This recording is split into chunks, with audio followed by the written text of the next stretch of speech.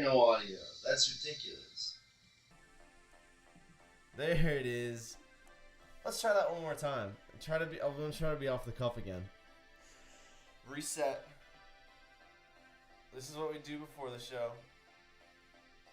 Hey, fellas! Okay, All we're right. back. We're here. We're better than ever. We have audio. We can speak, and you can hear us. It's Thursday.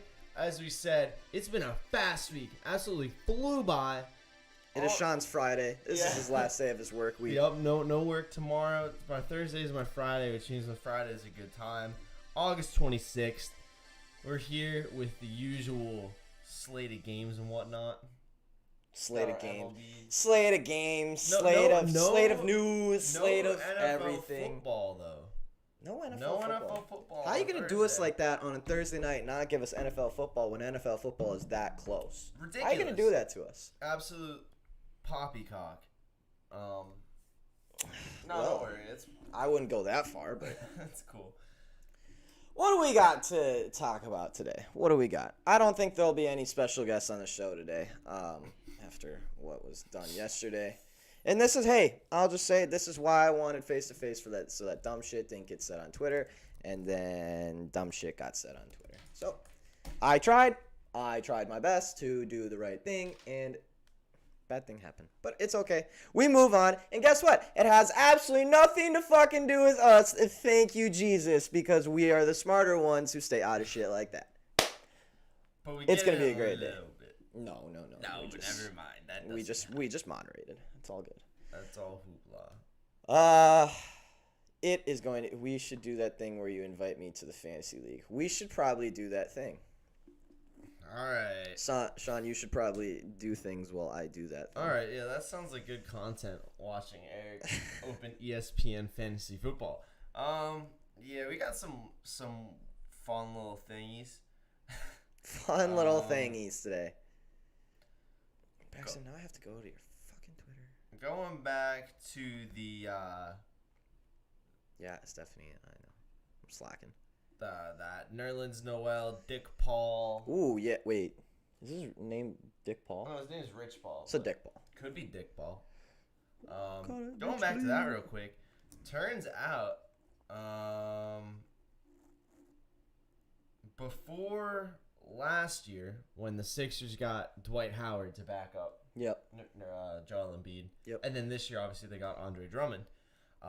Basically, every year before then, Brett Brown basically just told Nerlens Noel, like, hey, man, basically every year we were trying to contact Rich Dick Paul to get you a deal done, and he just didn't respond. Apparently, What? this is what had been happening with several teams around the league. With the same agent? Yeah, well, all with Nerlens. People reaching out and him just not getting anything. What the fuck? What It's is just crazy because that's not some pundit putting that. That's Brett Brown saying, "Hey Nerlens, bro, I was trying to get you in here." Yeah, that's no like GM being like, oh yeah, we kind of tried to, like, no, that's the head coach being like, dude, I don't like we tried to get you. I don't know what to tell you. He just refused to respond. If that's true, that's insane. And he's gonna get in a lot of fucking trouble. If there's multiple teams that happen to, he's absolutely gonna get some money out of this suit. Yes. Rich Dick Paul also represents Ben Simmons, LeBrondrius.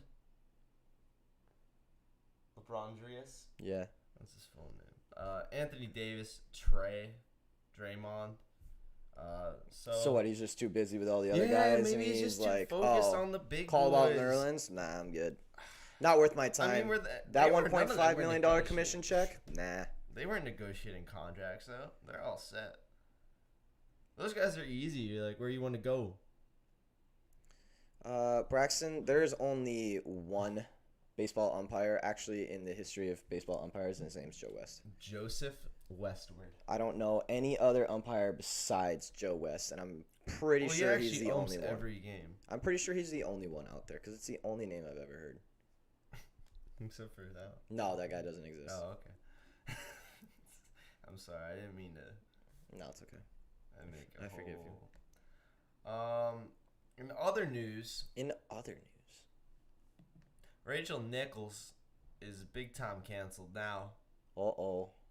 What'd she do now?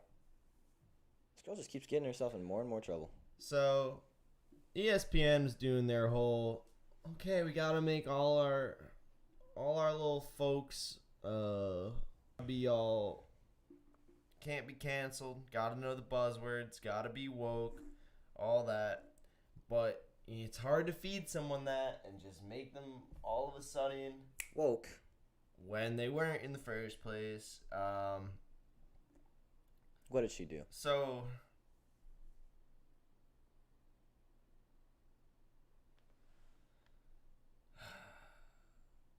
actually, nothing new. It was just the Maria Taylor thing that happened previously, where she questioned whether Maria Taylor, who's an African-American woman, whether or not she'd get the growing role she had at ESPN. If she wasn't, yeah. If they were trying to do like a quota type thing. Yeah. And again, remember, this was potentially an illegally attained conversation. Just to put that out there. This was a private conversation that was illegally obtained. Not saying it's right, but that's something that's also in there. But basically, they said it was not enough. She tried coming in with all the, just blindly supporting whatever ESPN told her to. Didn't quite do enough. She's been completely removed from NBA programming. No more Rachel Nichols on the NBA TV. This is kind of crazy. What Braxton just sent me. This guy actually might be the best umpire ever. In the Marlins versus Nationals game yesterday, the one that the Marlins came back and won. Thanks, Marlins. Thanks a lot. When I had the Nats, and the Nats team total over 3.5, but it was 4-3. It's fine. Anyways, Nick Lentz called 126 of 127 taken pitches correctly. Wow. 0 of 85 balls were inside the established strike zone for 100% accuracy. Wow. That's insane. He missed one pitch he was incorrect about. And I'm sure it was like a bleeder on the edge. That's pretty crazy. That's as close as to a robot. See, if all umpires did shit like that, we wouldn't need fucking robots or technology to do this. But I have seen some real bad umps this year. Holy shit. Who was it? It was, I don't know the ump, but it was a game 2 days ago. And I was watching, and it was literally, was it the Royals-Astros game? Oh, I don't know. Literally, it was like 5 pitches in a row the ump called wrong. Really? It was 2 balls that bleeded on the strike zone that he called. No, 2 strikes that were outside the strike zone that he called, or that were on the edge that he called balls. Angel Hernandez. Braxton, you can't just come in. Oh, okay. Yeah, it was. Guy. I think that's the guy. Ump. It was bad. It was real bad. It was like 4 or 5 pitches in a row, and all of them were wrong. I remember seeing that. It was that's not a rare. That's not like a rare thing. Yeah, no, it happens quite a bit. It happens quite a few times per season, where you're just like, man, what are you talking about? Yeah, like how do you have a job like that where you're that bad? Like that's the problem I have with NBA referees too. But most specifically baseball umps. Like you could change the course of a game. Yeah. So easily. And NBA refs can do it too. But the ump has like all the power himself. Like no one else has to check. At least NBA refs, there's a couple on the court. Yeah. So like you can't completely fuck someone over. What are you doing there? But like this ump literally has full control of the game. If he wants to call 4 balls when it's not 4 balls and get a guy on base, he can. It's just there needs to be some kind of electronic robot, something or other, in baseball. I know it's like not traditional in baseball, but guess what? Baseball's dying, so they need to do something. I'm sick and tired of hearing this. That's not the way you play baseball. Guess what? Baseball's changing just like it always has. And it's going to die if it doesn't change. Because trust me, their ratings are real fucking bad. Oh, yeah. Real fucking bad. And it keeps getting worse. Sigh. I was just about to say something and I totally forgot what it is. I had it too. It was a good one.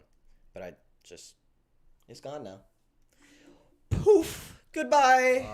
See you later. Umpires and robots. And Nah, it's gone.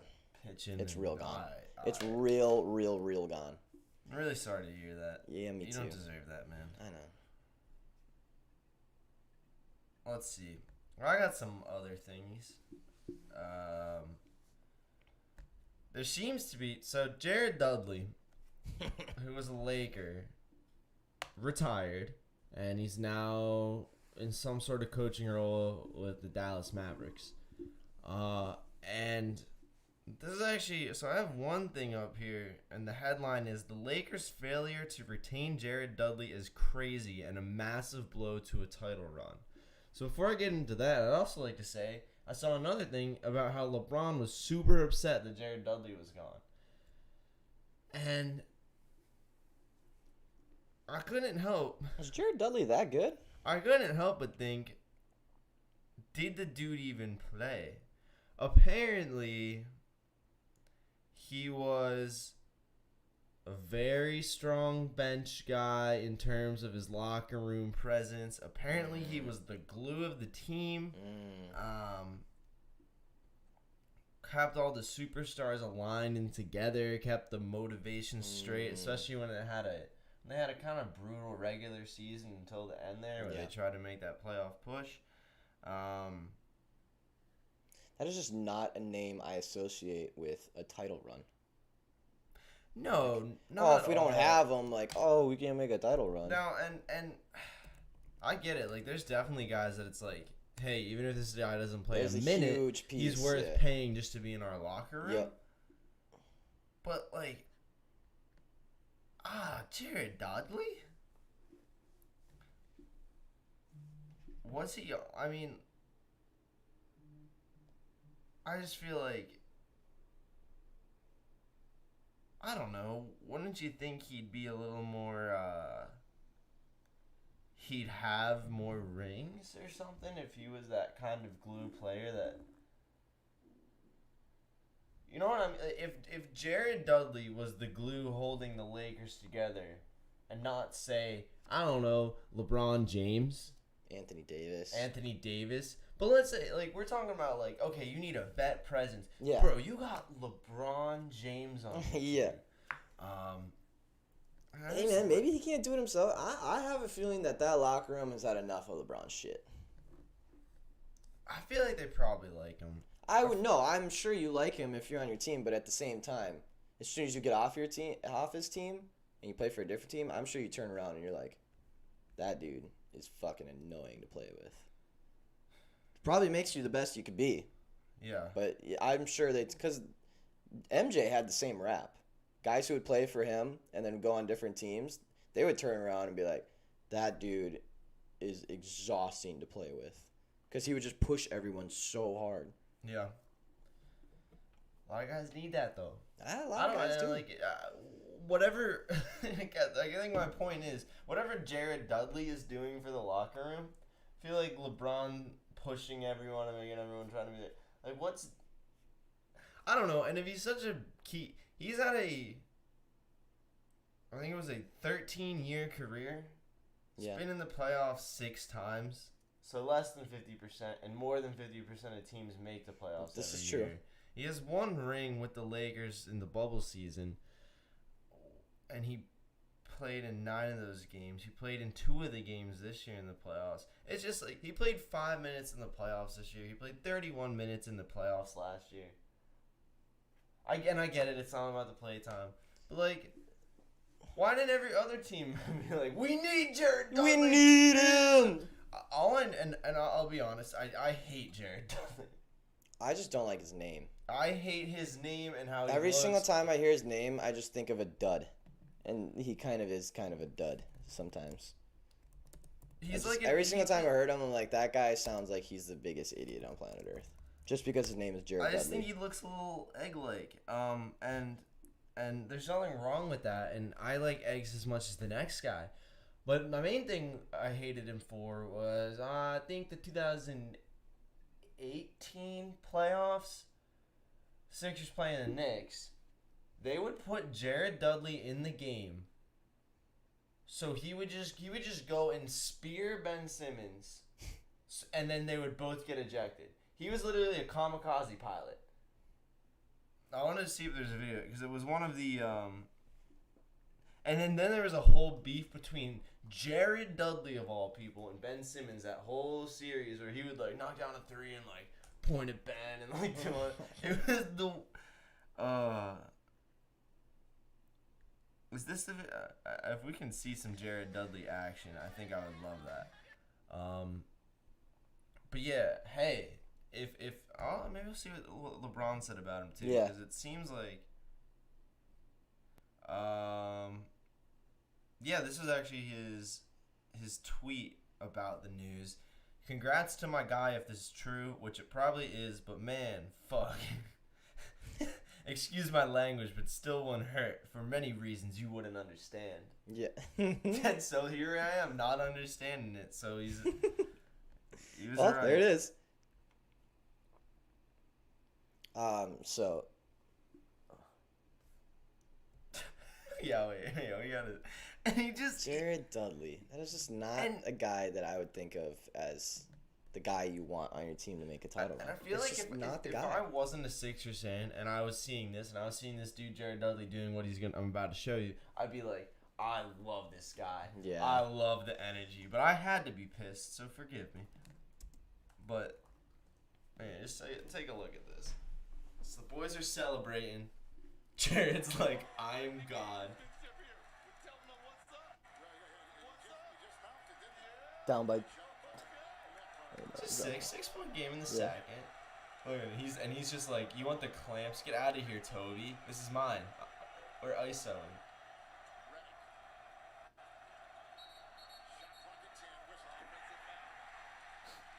He is called for the offensive foul. Classic.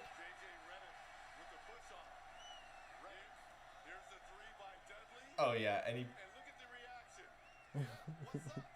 just Jared fucking Dudley, bro. Jared now. Dudley.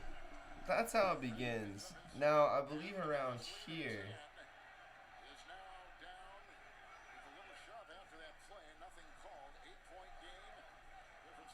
Okay, yeah, so after that shot, Dudley kind of goes for a bit of tries to rough Ben up a little bit. Yeah. And then.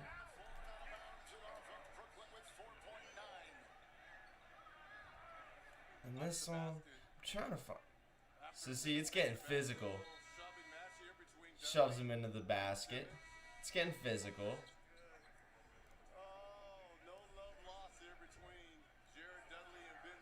And then, here we go. I see a guy on the ground.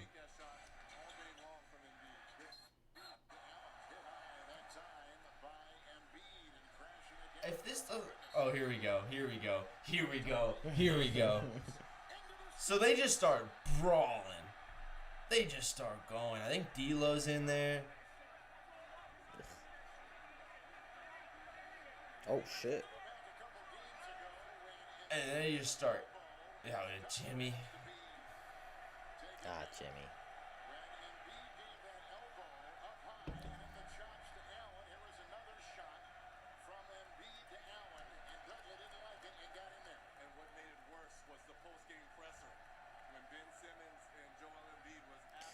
Jimmy, you're a tough dude and everything, but if you go against Jared Dudley, you would get your shit stomped in. I don't know, man. Jared Dudley's a big boy. He's a big boy, but... He's a big, big boy. I think Jimmy could get him with that right. Nah. Look at him. Bro, he takes... Hey, he does not... I don't know. He takes him to the stands there.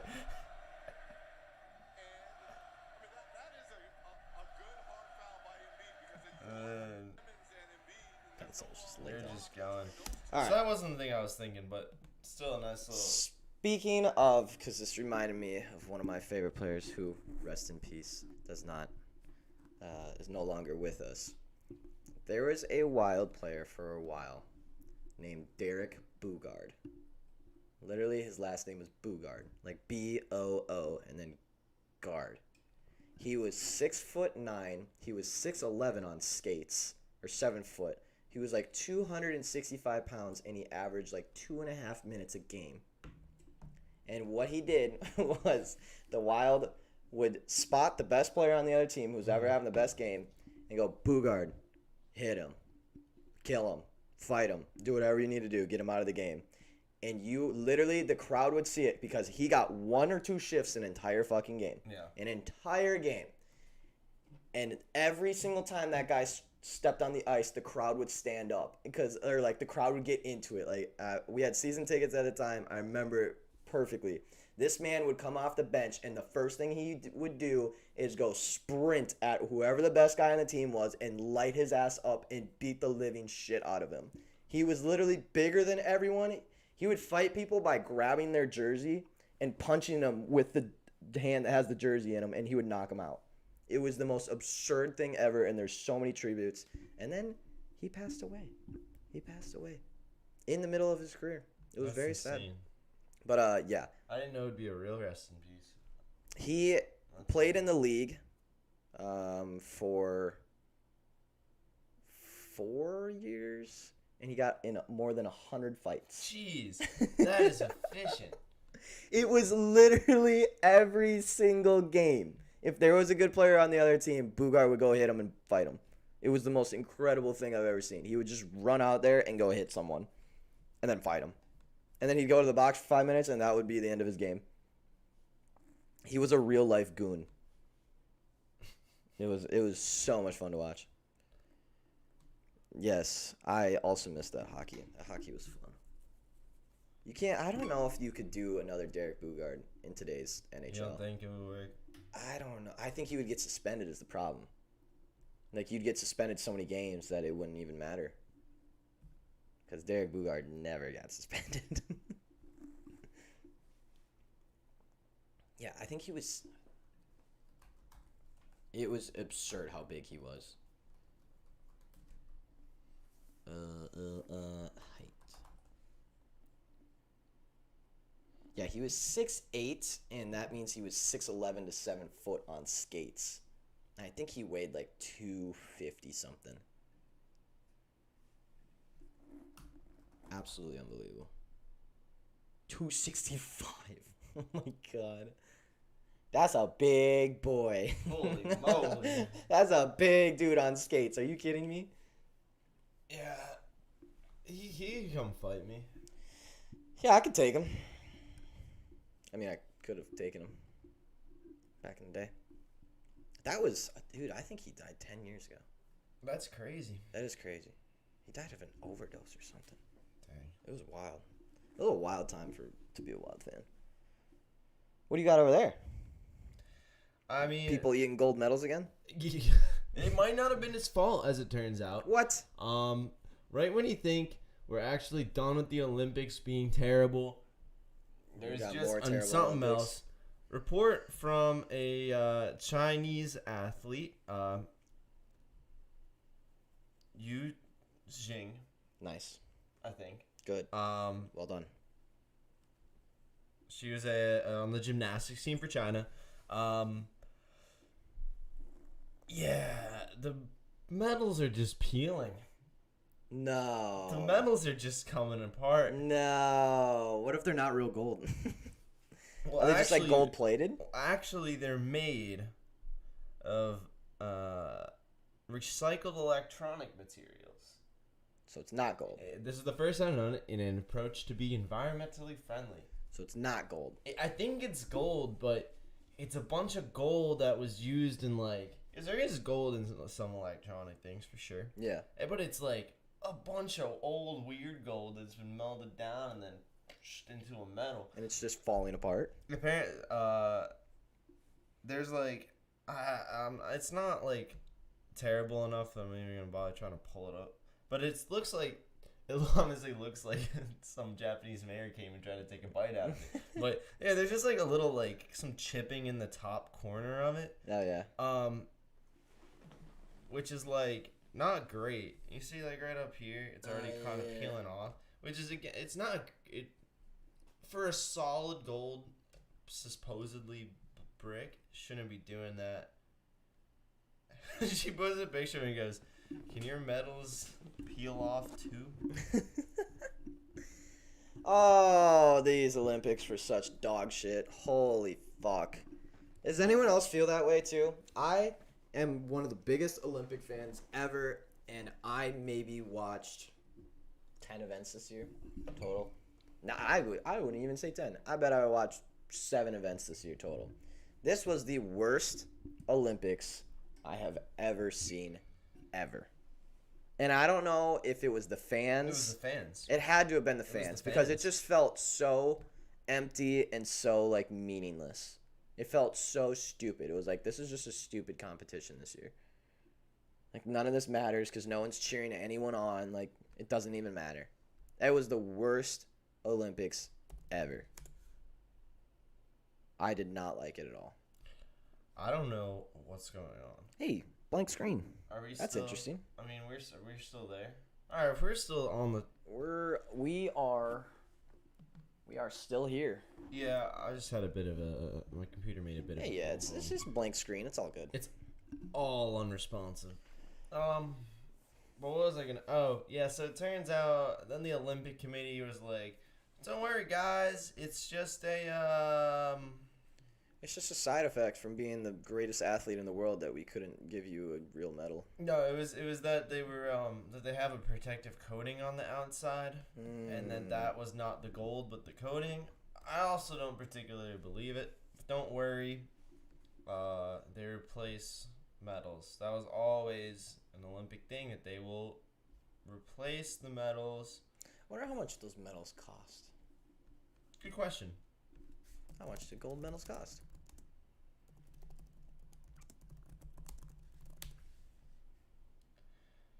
All right. The Olympic bronze is almost a pound of red brass, which is 95% copper, 3% zinc, and 2% something else, I suppose. And that means it's about $2.40. The silver is made of pure silver. Weighs about 550 grams, like it did at the 2020 Olympics. It was $4.90. And then the gold medal is worth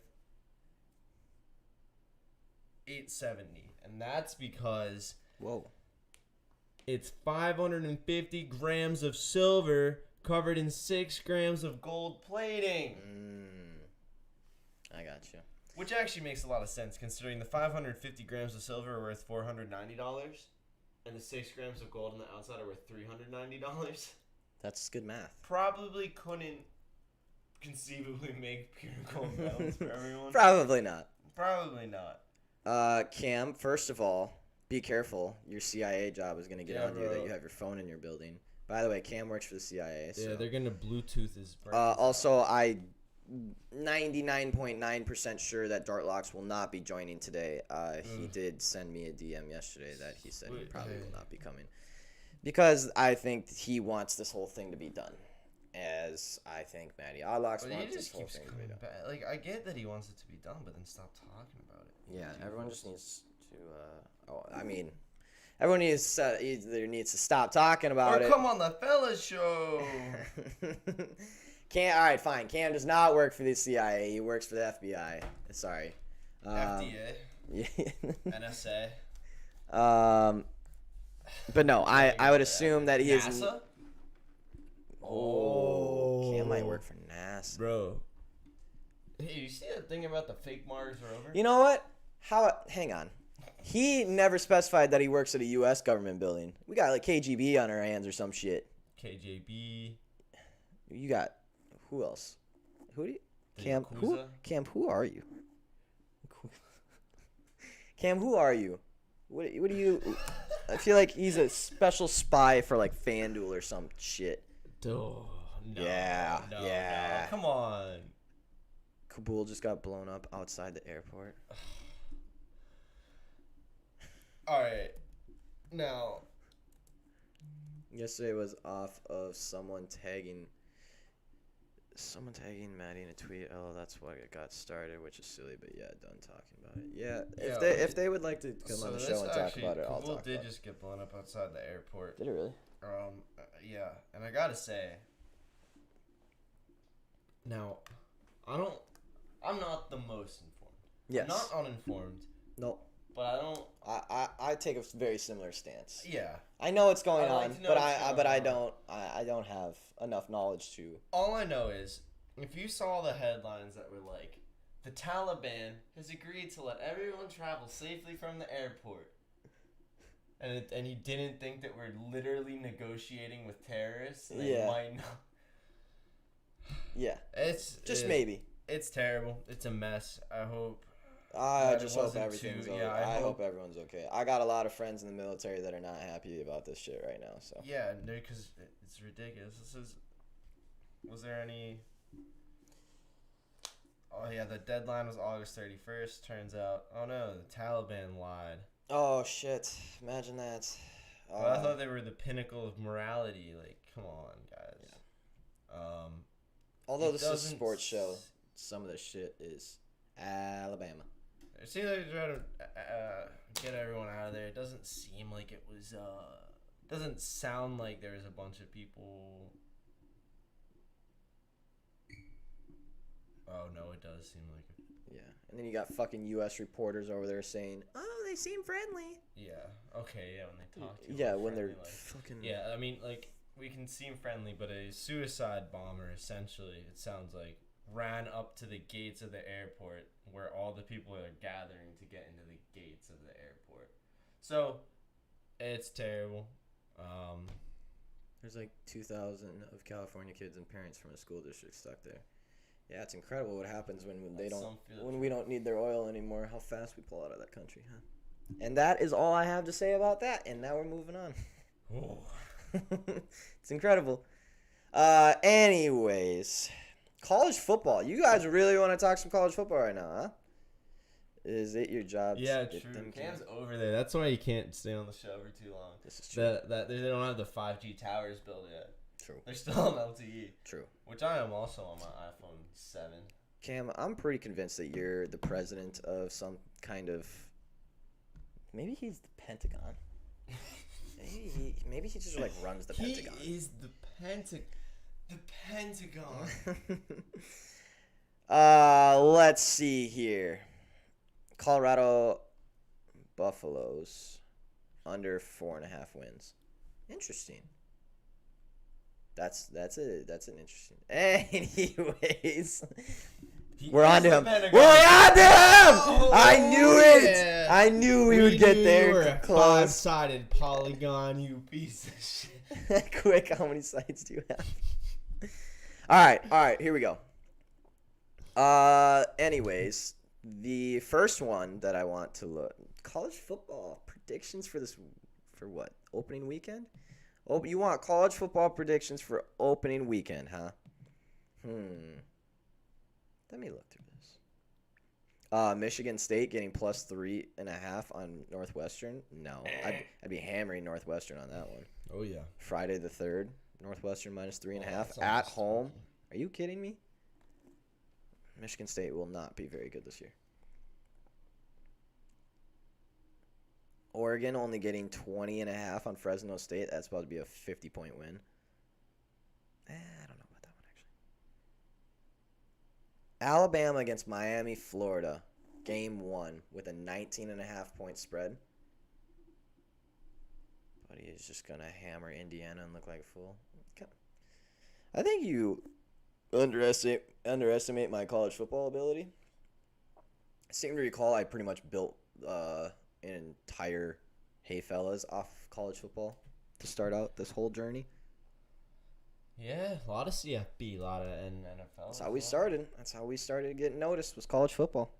And then we went right into college basketball, and poof, the fellas exploded. Cam owns a big yacht. He's a secret agent undercover.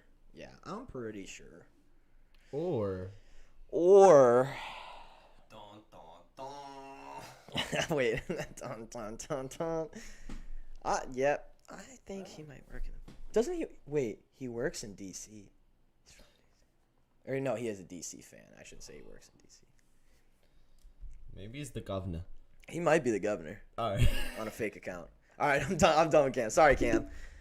We'll leave you alone. All right, Louisville, Ole Miss. Louisville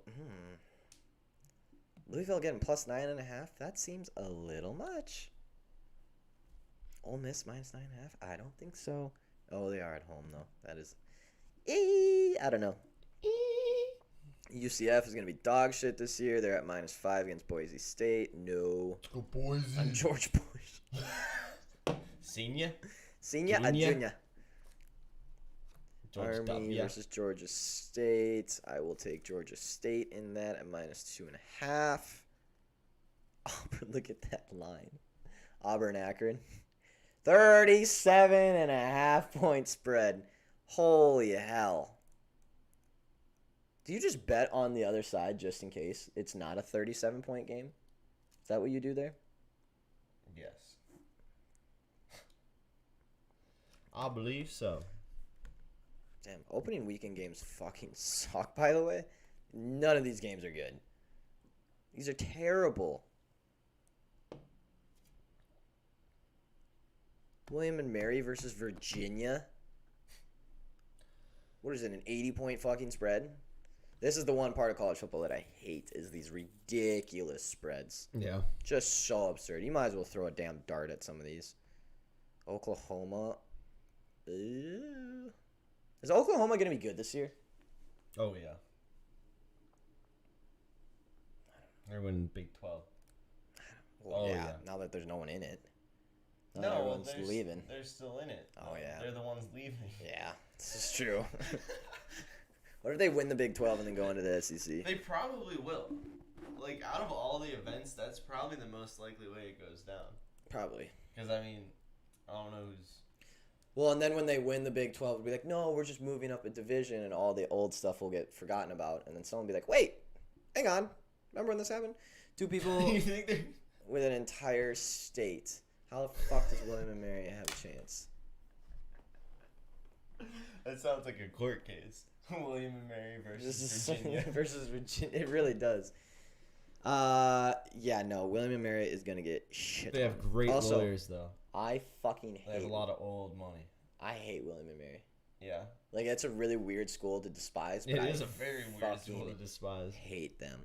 I may have played a certain sport in college, and we may have ran into each other a lot. And they may have been one of the most annoying teams I've ever played. Oh. But they had a chant. That's scary, scary. Here comes William and Mary. And they would sing it the whole fucking time while they beat the shit out of us. And it was the only team that could beat us. And they do that stupid fucking chant for 2 hours straight.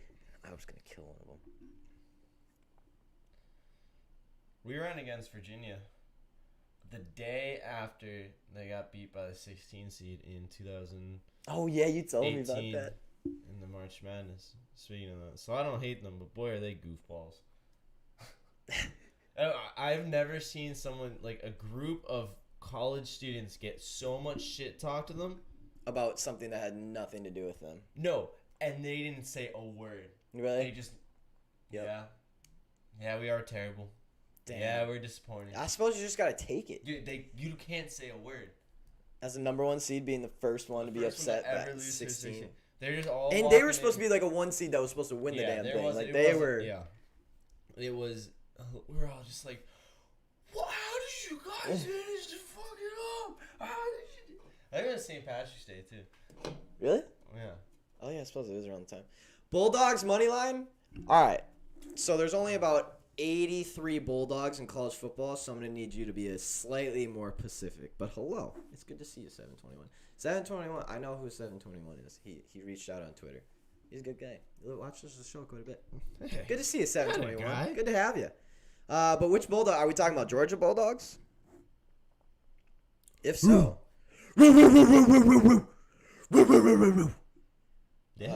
Yeah, those ones. Something like that.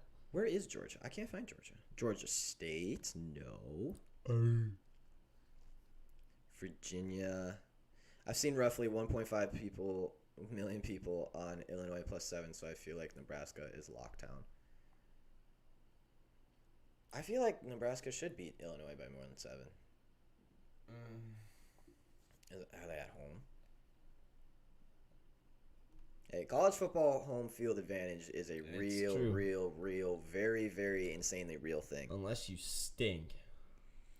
Heard Colorado's in shambles. Georgia's beat up when they play Clemson, and Oregon has a player better than Chase Young. Not really NCAA. Watch the rest later. Peace out, bud. So long. Good to have you. Barlow. Wow. That was a nice little Great information drop, and he's out. That was a mic. Let's damn. go. All right. We'll see you later. All right. Good to see you. Georgia, yeah. Georgia against Clemson. I don't know, man. I truly think that Clemson will be just fine this year without Trevor Lawrence, because I'm sure they have another Trevor Lawrence just sitting there waiting to play behind the best O-line, D-line, and wide receiver core. Have a feeling. It couldn't just be because that's what's been happening for the past 15 years or anything, but, it's whatever.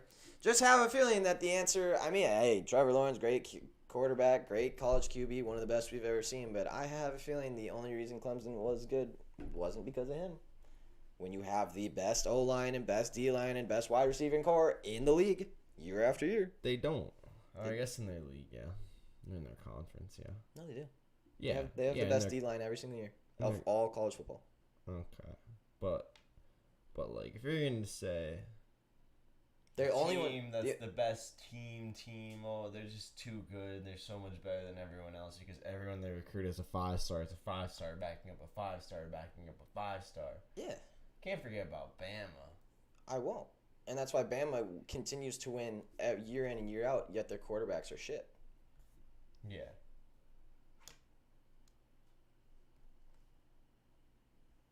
Because you have the best team, and yet your quarterback isn't that great, yet he looks like a fucking magnificent stud until he gets to the NFL, and then we realize that he fucking sucks. Because he's played for the best team, with the best O-line and the best D-line. But so that Best wide isn't receivers. Trevor Lawrence. No, it is Trevor Lawrence. Because Trevor Lawrence had the exact same thing happen to him. Best O-line, best D-line, best wide receiving core. I'm telling you. The reason we've never seen a good QB come out of Alabama. Yeah, but he didn't go to Alabama. Yeah, he went to Clemson. The second best, the only team comparable to Alabama. Look, Alabama, number 2 defensive line. Clemson, number 1 defensive line. Alabama, number 1 offensive line. Clemson, number 2 offensive line. Best wide receiving core is Clemson, Alabama. You don't even need a fucking QB. That man could just, do 3 passes a game and still going to win every damn game. I am excited to see Trevor Lawrence play. I really want to see if he's good or not. I have hung a lot on the fact. What about Deshaun Watson, dude? Who did Deshaun play for? Clemson. All right, that's fair. But I will say that Clemson was not the powerhouse that they were when Deshaun was there. Weren't they in the national championship game? Yeah, with no, they were not the powerhouse that they were now with Deshaun Watson at the reins. Clemson in the past 5 years has turned into a fucking unbelievable program. They had the best 3 defensive tackles 2 years ago, and they only started 2 of them.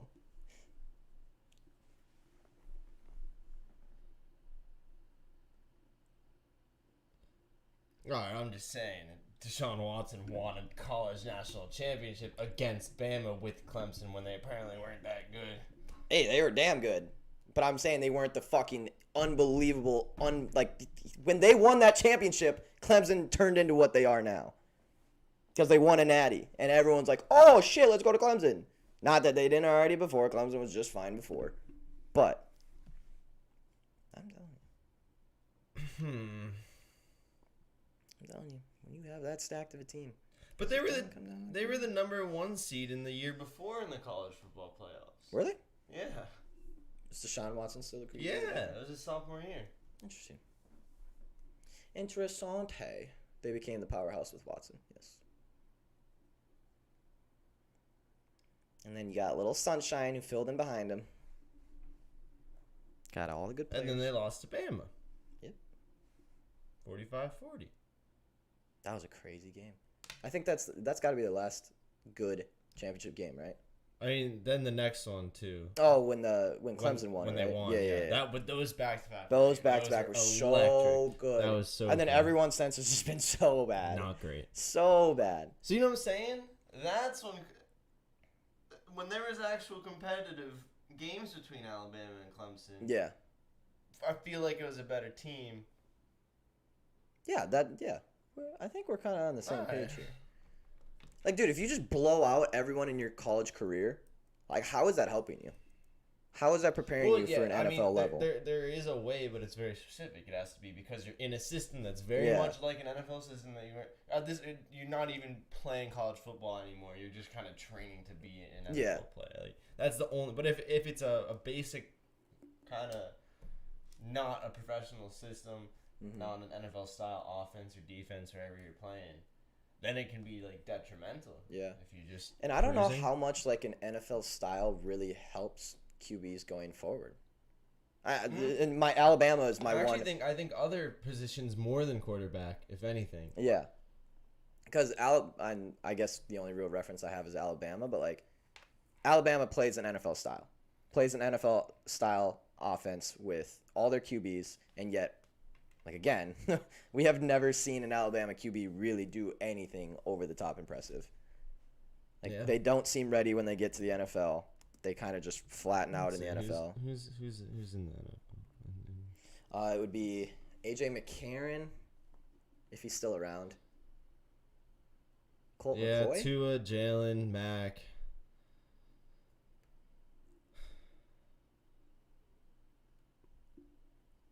We'll see. Hey, we'll see. Jury's out on those guys. Yeah, I absolutely, because I think Tua could be really good. I still think Tua can be very good. AJ McCarron, and then Matt could be good. Matt could be good. He's looked okay. Jalen, he's we'll see. fall down a staircase by accident. Sorry, no, I'm not threatening Jalen. I'm sorry, I'm not threatening anyone. All right, well that was a fun little full losers. Lafayette plus 280 against Texas. Is Texas going to be bad again this year? Also, is Tennessee going to be bad again this year? Because that team is a disgrace. AJ is a backup at the Falcons, but got hurt during the last preseason game. Okay. Is Colt McCoy in Alabama? Was he Texas? I don't know. I think he was Texas. I don't know. I get a lot of those guys mixed up. I cannot remember who he went to. Texas boy. Yeah. Oh my God, he's a baby. Wow. Texas actually hasn't been good since Colt McCoy, which is kind of a crazy statement to make, honestly. Probably the most fandom college sports team. One of the best quarterback names all time. Colt McCoy. That is so sick. One of the best the gunslinger. Quarterback names. You know his teammates called him Colt 45. Yeah, for a that'd be fact tough. that man was known as Colt 45, which would be the coolest nickname ever, by the way. Oh shit! It's 11:01. Oh no! Oh no! That means it's almost time to make some money today. Here's something I wanted to talk about. Oh yeah, real quick. Now, the NFL is experimenting with a new way to prevent traumatic head injury to the heads of the players. It's called lose the helmets. Actually, Airwick. It's called make the helmets into golf balls. So this is called, what I'm about to show you here is called a Guardian cap. It goes on top of your helmet. It looks goofy, but people seem to like it. The players, who is this? Brady Christensen. He's an O-lineman for the Panthers. He's a rookie, and he's been wearing it in practice. He says, anything to protect my brain a little bit, I'm all in. I want to remember my kid's name when I'm 50. Fair. Hey, absolutely that's a good goal to have. I think anyone should feel that way. I think Vrabel tested positive for Oh. COVID. Tannehill, Swam, Marsh, Lillard, all on COVID list. Who else got it? Hey, you know what they're doing? They did the exact same thing Cole last year. Beasley got it. Did he? Oh Yeah. my God. Of course.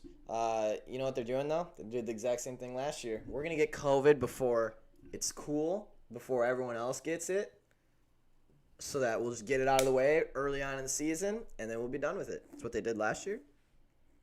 It's not the worst plan.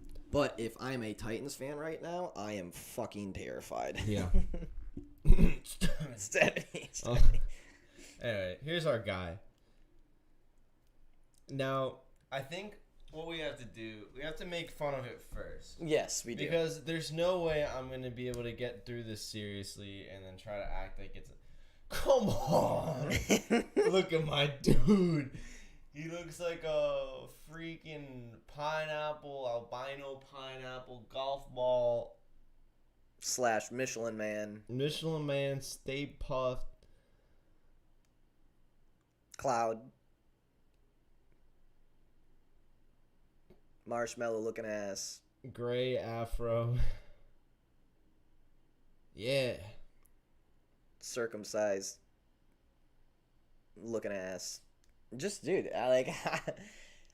The thing is, if you just took out helmets from football, people wouldn't hit each other with their heads because no one's a fucking idiot. And so, therefore, we would stop having major trauma to heads because people wouldn't have a fucking weapon that allows them to literally ram people, spear people with their head to try and protect them, even though it's not actually protecting them. Wow, there's a crazy fucking idea. It's almost like there's leagues out there that of football in different countries that don't use helmets because they know this. And the injuries in those leagues are like 50% of the injuries in the NFL. Weird. Maybe if we didn't give people fucking weapons on them in this sport, people wouldn't get hurt as much. Because people aren't willing to do crazy fucking shit with a battering ram on their fucking head. No? Doesn't make sense? Yeah, no, I see what you're saying, but at the same time, counterpoint, and then a guy comes and just, and then my skull explodes. Yeah, but like, who the fuck is going to go Have you spear seen each some other? of these I mean, guys? I agree. You got some nut psychos. You got dudes taking off other guys' helmets just to, which But I watch- guess would have been prevented. Watch rugby. right. Watch rugby. I've watched rugby. If they get a Rugby's head very contusion, fun they to just watch. wrap up their head. There is very little head injuries in rugby Or because they of the just fact. ignore it. Well, this is true. Now there's a lot of other injuries in No. rugby. Yeah, or it's not nearly as publicized or regulated as the NFL necessarily, where they can get away with putting all, concussion Johnny back in the game while he's seeing stars and he thinks he's in Yugoslavia.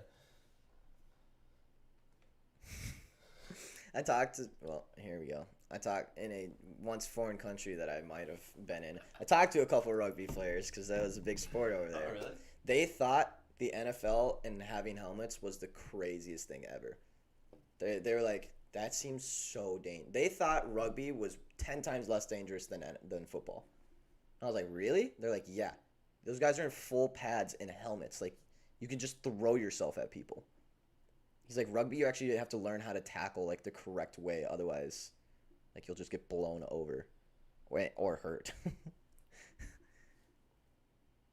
Quite interesting. I've always thought, like, why don't we go back to the old school leather helmets? The leather cap. The leather cap, dude. Like, a little bit of padding so that, yeah, if you do go head-to-head, you don't fucking break your skin open. But, like, just enough padding to know that you can't spear someone with your fucking head in their head. Yeah, fair enough. Yeah, I don't know. I don't know if you're getting that wish though. Oh, no, I won't. I think they're gonna keep the. Yeah, I definitely won't. I think NFL. There'll be a lot of fucking broken noses and shit, though. I will say that. A lot of broken noses, a lot of missing teeth. Oh, if yeah. they took out the whole face mask and everything. All right. Let's kick it to a break. Okay. We'll be back. Quick break. Yeah, quick break so we can get all the bets in today without going too far over. Quick break, 3-4 minutes. We'll be back with the bets. Get fucking ready. I'm going to get hyped in the meantime.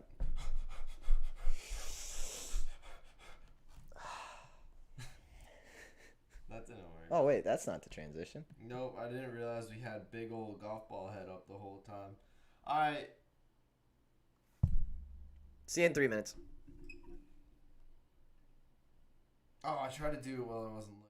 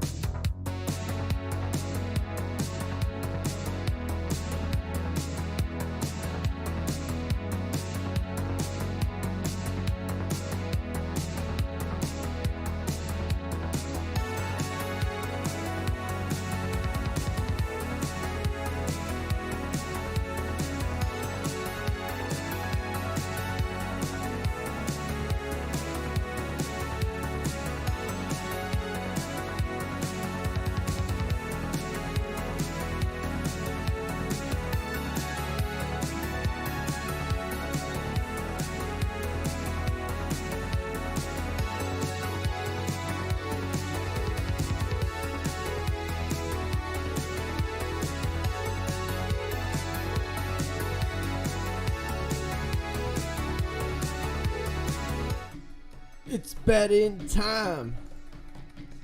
And if you aren't ready for betting time, then listen to our soothing music. That'll get you ready. Let's go! Alright. Motherfuckers. 0.02 units we lost 2 days ago, and we lost 1 unit yesterday. Wait, I think we need to get hyped up again with that last one. Just a little bit of this. Yesterday, Vegas took a fucking unit from VIP after the most bullshit day I have ever seen in my fucking life. The Angels blow a lead. The Nats blow a fucking lead. The Nats come up half a run fucking short. All this shit. And you could still only get half a unit from me because Boston Red Sox hit that fucking dinger in the bottom of the ninth to keep that parlay alive. I was looking for anything to throw, and everything's fragile and I care about. Yeah, I know. Like we need less fragile things on this desk where we some, can, where I want to throw. Things. I'm ready to rip Vegas apart today. Fuck you guys. I'm coming for vengeance. And we're gonna start it off with the first MLB game of the day, fading my favorite fucking pitcher on planet Earth, Keegan Dog Shit Aiken. That's what they call him. He is so bad at baseball. It is unbelievable. He's terrible. But I'm not betting on the Angels today because I learned my lesson last night. Instead, we are taking the over 10.5 and we are fucking slamming it because Jose Barria is also extremely bad at baseball. Oh, yeah. By the way, we should also probably take Angels money line considering Keegan Aiken is 0-8. I will be putting that in some kind of parlay. I might even do the -1 just to juice the shit out of it. Just because I want to and I want vengeance for yesterday. But no. That's only -113. That won't be bad. No. But seriously, we are taking the over in this game. I don't care. I don't even have to look at it. I know Keegan Aiken's stats. It's an 8 ERA with a 1.9 whip, and he's just fucking terrible. Jose Barria is apparently a 5.87 with a 1.5 whip. Both these guys barely even go 4 innings, so the bullpen's going to come out, and both these bullpens are dog shit. It really doesn't matter. Like either one of these teams could clobber the other one. They probably will, but there will be runs in this game, and it will be fun. Angels, Orioles, over 10.5. Lock it in. What are the total runs? 5.5 for the Angels? Hey, I would be slamming every single team total on this one, but I have to be smart with my money because I run a VIP service. But if I was a sporadic bettor and someone who enjoyed money, I'd be taking every team total, every over, and the Angels in this game. I would be hammering down and slamming. Even I don't even want to look at the percentages because they are fucking high for public, but I don't care. Eric? Yeah. I hate to No. but this cord is just wiggling. Why is it wiggling? I don't know. Look at it go. We kind of forgot to turn the fan off today. Oh well. I don't know if that's what's wiggling. Look at the lighting in this room. Wow. So Guys, much you have to watch us on a TV because we look 10 times better on a TV. Yeah, actually, if you're watching this on your phone, please upgrade your resolution so you can experience the fella show in Ultra. Now remember, Baltimore Orioles lead in like every single game off the rip. They literally do it every single game.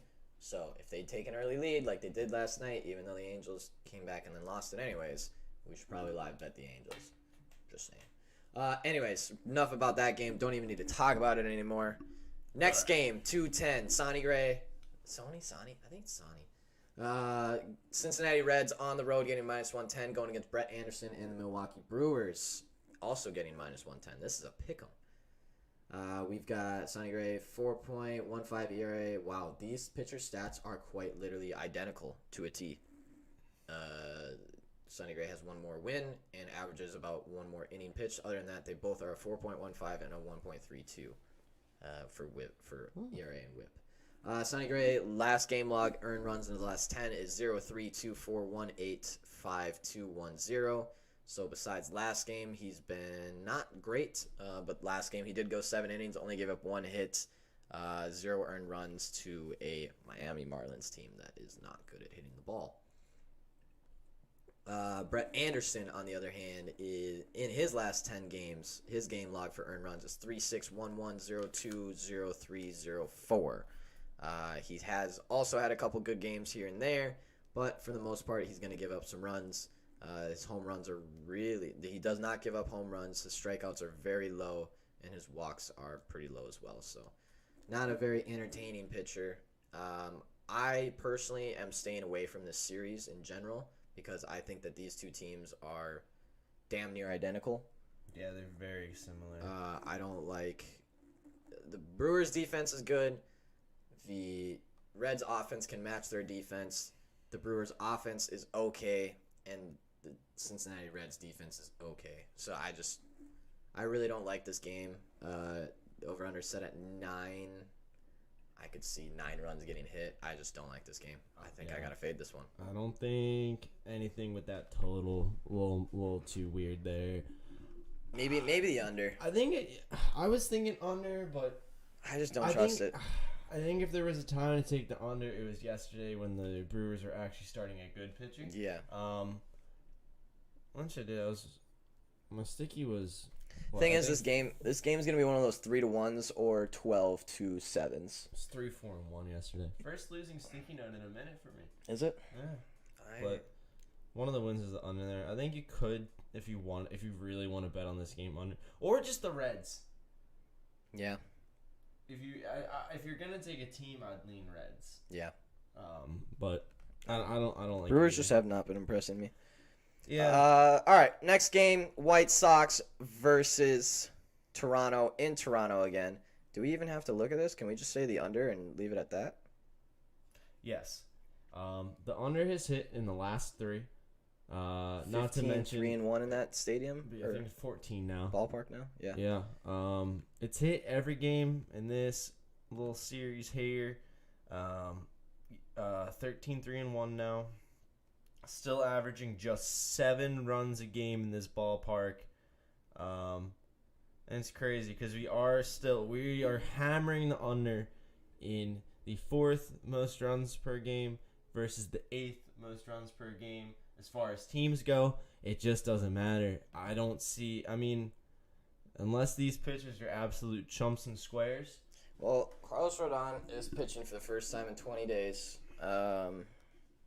He's kind of all over the place. He gives up 1, 2, 3, 4 runs, but he's also very capable of having a very, very solid game. Hyun-Jin Ryu is also a solid pitcher for the Toronto Blue Jays, but he is sporadic at times. His game log for earned runs is 0.4720303014. So can get laid into a little bit, but these unders have been crazy. They keep hitting. This series has just not been high scoring at all. They quite literally have not gone over 8.5 in 6 games that they've played against each other this year. And that's what the line is at. And there has been much worse pitchers than these two before. I might do something crazy here. Okay. I might actually go over. All right. At some point. It has to happen. It's not going to go under every single time. It has to happen sooner or later. I think I'm going to take an experiment because now I think the odds. But are they trying to get me to do that? I don't know. The under's plus 100. At 8?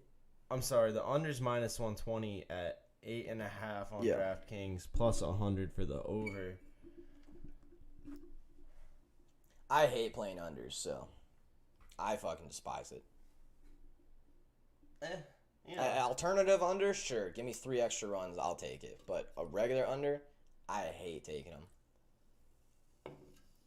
The amount of times I have watched a dinger, just a stupid fucking dinger when the game's already over, in the top or the bottom of the 9th, to hit an over, to ruin my under. It's happened too many times. I fucking despise unders. I'll just buy it up and put an alternative line.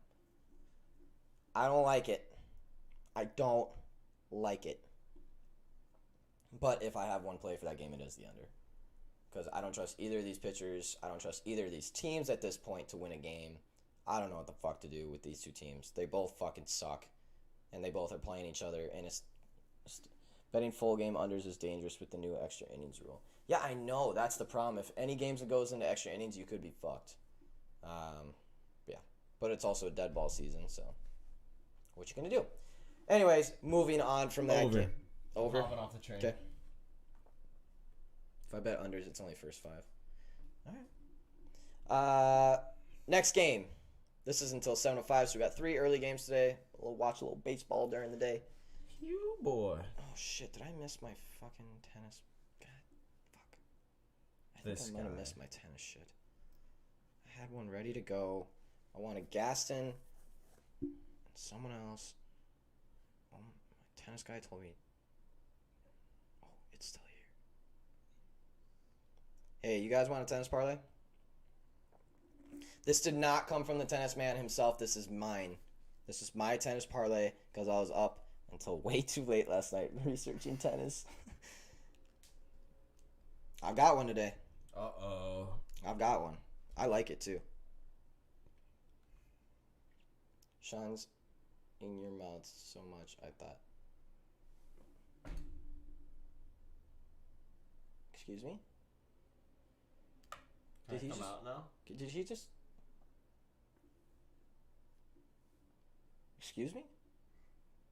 Eric, let me out of your mouth. It's dark in here. Braxton, if I ever see you in person, I want you to know I will beat the living fuck out of your dumbass leprechaun looking ass. Whoa! Yeah. That's the 4th most offensive logo.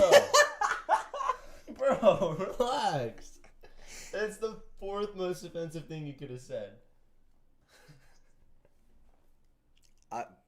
Braxton.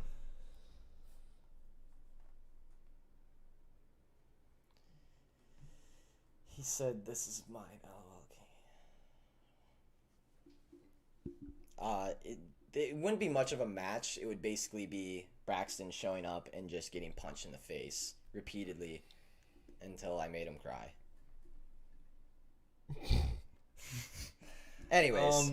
Now, I'm no expert, but I think this is what makes the Fellas Show great. I don't know what other show you're going to watch where you can be in the chat and get threatened to not only get absolutely beaten, but also till you cry. Yeah, till you cry. Good luck catching me without brakes. Bitch, I'll run your fucking ass over. That'll make it 10 times easier. I'll be like, oh, no brakes. Eric, every time that you get in your car, do you do a little... Yeah, I have to now because I'm kind of afraid. Like, the man told me he was going to come cut my fucking brakes. So yes, every single time I get in my car, I'm like, okay, we're good. Yeah, just got to test it out. Sometimes I have someone else go test it out because I'm afraid to start my car. Afraid I'm going to start and click, boom. All right, next game of the day. Cardinals at the Pittsburgh Pirates. We got Miles Mikolas. Mikolas? Why isn't your last name Nicholas? Why is it Mikolas? Miles Mikolas on the... Come on. Bro, everybody knows. On the road getting minus 174, going against Mitch Keller and the Pittsburgh Pirates at home getting plus 145. Mike Mikolas is 0-1 with a 1.0 ERA and a .89 whip. Averages 4.2. I'm crying from laughing so hard. I mean, Braxton is small enough to fit where you can't see. He's in the wheel well. He's in the wheel well. This fucking... Dude, that's the thing. He could, like, literally get into my brakes. He's just build a little nest in there. Like a damn squirrel or some shit. Dude, the squirrels... When I was a little kid... Yeah. The squirrels in the wintertime would hide under my mom's minivan. And then she would... And it was because the engine was warm. Yeah. And eventually, they just we're going up, we're going up into the engine, and they just chewed through everything. Destroyed the car. Nuisances. I was so mad. I can't decide if Braxton's more of a nuisance than those squirrels. And the squirrel's eating the engine. I think if he cuts your brakes, then he's at least equivalent. This is true. Except he's not even a squirrel. You don't even have a fluffy tail. Anyways. Braxton does not have a fluffy tail. Anyways. Unless he has something he'd like to tell us. Anyways, Mikolas has pitched for 9 innings this year. His on-base percentage is 270. He's had 2 games, 4 innings pitched, 5 innings pitched. He gave up 2 and 3 hits, 1 earned run, 0 earned run. His strikeouts were up. His walks were down, and he hasn't given up a dinger. Before that, he actually seems like he's an okay pitcher in his previous seasons. It doesn't seem too bad at all, actually. So, Miles Mikolas, actually maybe a decent pitcher. Mitch Keller, on the other hand, is not. He is 4-10, 6.35 ERA, 1.82 WHIP with 4.1 average innings pitched. His game log, he had a great game last game against St. Louis, actually.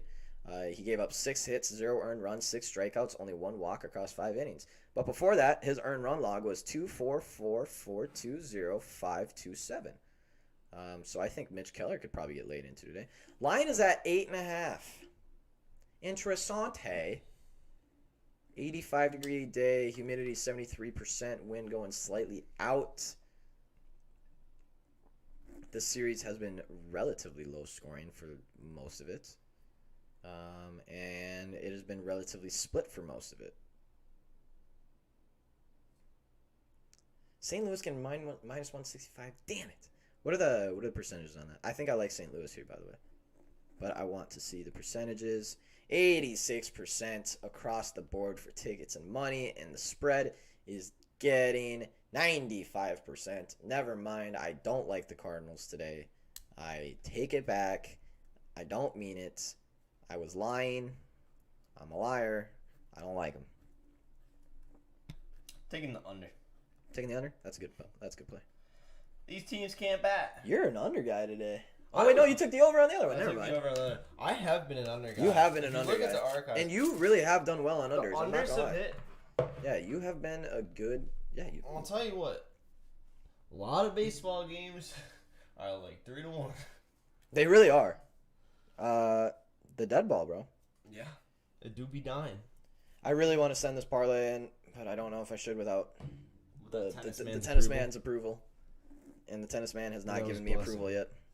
He's not blessed that parlay yet, so I am not going to give it out yet. All right. Yeah. That game, I really don't know what to do. I would assume the St. Louis Cardinals win, but the Pittsburgh Pirates have won 4 of their last 6 against bad teams, but they have won 4 of their last 6. I give the starting pitch-up nod to Miles Mikolas over Mitch Keller, but I don't trust either one of these teams at the moment, especially with St. Louis on the road. So there's that. Next game, also at 7:05, Arizona Diamondbacks. Wait for the blessing. I will. I'll wait for that blessing. We need the blessing. We need the... I mean, really just... It's already scary. It's already scary enough paying juice like that. And betting on tennis in general. Yeah. Next game, 7:05, we got Arizona Diamondbacks and Zach Gallen on the mound getting plus 135 on the road, going against Zach Eflin and Philadelphia Phillies at home getting minus 155. I'm so excited that we get to play the D-backs again. Yeah, you guys had a little rough. If you don't know the temperature in Philly today, it is hot as fucking balls here. Is it really? Yes, it's hot as fucking balls here. It's 87 degrees with 74% humidity and a slight breeze that will be going out of the stadium today.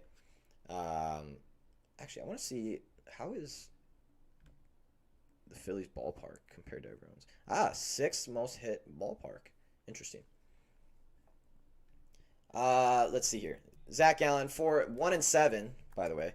4.59 ERA, 1.33 WHIP, average innings 5. His game log earned runs besides last game where he pitched 7 shutout innings with only 3 hits, 9 strikeouts, and only 1 walk.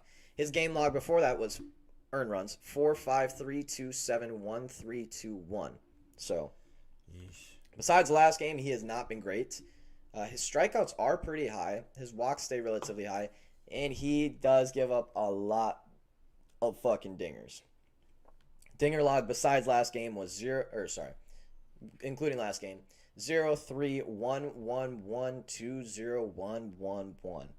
Guy likes to watch the ball go out of the park. Zach Eflin, 4-7, 4.17 ERA, 1.25 WHIP, 6 average innings pitched. His game log 5-0-2-1-6-3-1-4-3-2. So also a pitcher. Also, Zach Eflin has not pitched in about a month and a half. Shout out to Philly 215. Nah, bro, I'm not 763. Sorry. Yeah, bro. 215-267. If you're a little late to the party, you know what I mean? What's the other one? There's a new area code, too. They added a third one. Really? No. I only know the 215. 215-267, and Ours is the 612, but the 330, baby. what the fuck? No, that's New Philly. That's a place called New Philadelphia, Ohio. No, New Philadelphia, Ohio, Wow. is a place. Might be better than the old Philadelphia. It's in Ohio. Never mind. I stand corrected. 445. That's the new one. I expect there to be quite a few runs in this Arizona versus Philly game. I also expect Philly to kind of actually win this one. Yeah, I really. But hope so. I don't trust Eflin. He hasn't pitched in a month and a half. He isn't a great pitcher to begin with. He lets up quite a few earned runs. Am I going to play the over in this game? Do I expect the Arizona Diamondbacks and Phillies to have enough bats to hit an over 9? I don't think I do.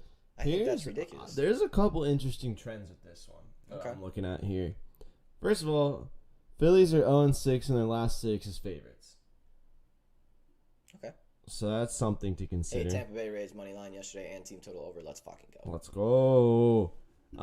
The Nerfy has hit in the last 6 games at Citizens Bank. Okay. Why am I so tired this morning? Too much tennis. JT Realmuto, played for the Phillies, has had a hit in his last 5 games at Citizens Bank Park. Okay. That's at minus 230 right now. A lot of juice. No, not necessarily with it. Ketel Marte has hit a home run in the 2 of the last 3 D-back games at Citizens Bank Park. Ooh. You can get him at plus 500. Ooh. Plus 500 for Kettle. Ooh. Maybe the kettle's cooking. I don't know. I don't know though. Oh, shit. You got him. I'm just looking at everyone against Zach Gallen. I wanted to see if Bryce Harper was in there, but he's had 2 at-bats and he hasn't hit him yet. He struck out once. But for Zach Eflin, yeah, kind of the same story. Christian Walker might be the guy that we want to look at today for a couple hits here. He tends to do pretty decent against Zach Eflin. Hasn't seen him a lot, but Are the Zachs attacking or is the kettle cooking? That is the question that remains, isn't it? That's a hell of a question. Both. Also, no, we'll get to that when we get there. Anyways, thank you. Yes, Rays was a great play yesterday, but the Nats shit the bed. And we needed both of them, unfortunately, to make our day very nice. Anyways, Sean is on fire. Sean, you are on fire today. I think I'm staying away from this game. I don't trust the Phillies to beat the Diamondbacks. I don't trust them to get enough runs. I don't trust them to get the under because I don't trust Zach Eflin. I really just don't trust anything about this game. I found a little something I like. All right. I like the Phillies first 5 run line. -0.5 at plus 105. Okay. That's probably pretty solid. Just a lead going into the 6th. Yeah, I just hope Zach Eflin doesn't. That's the problem. When pitchers come back, I never know what to do. I never know what to do because sometimes they pitch shutout innings. It's just the D-backs are so bad. They're so bad. We can't lose this many. Like, it's impossible. Which probably means we will, but... Well, it is quite possible. But. It honestly might be the best, 10-game stretch the D-backs have had all season. Oh, definitely. It is. 1,000%. 1,000% it is. And they have been cooling off lately. Yeah. And remember, that was at home. All those games were at True. home. And now they've been on the road where they've struggled.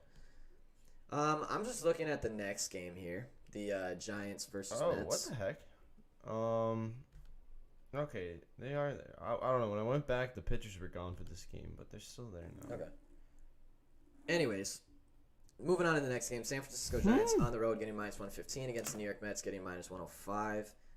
Alex Wood and Carlos Carrasco are both bad pitchers. Carlos Carrasco, 16 innings pitched, 8.82 ERA, on base percentage of 355. His whip is well over 1.7, I believe. In his 5 games that he's pitched this season, he went 4.1, 1, 2, and 5 innings. He gave up 1, 2, 4, 6, and 3 earned runs.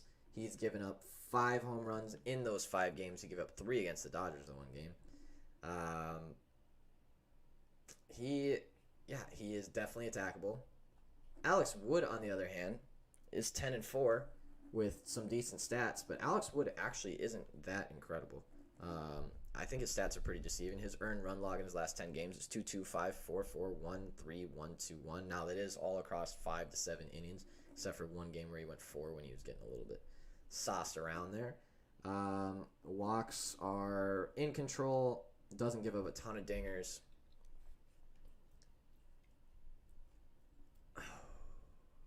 I want to play the over in this game so badly.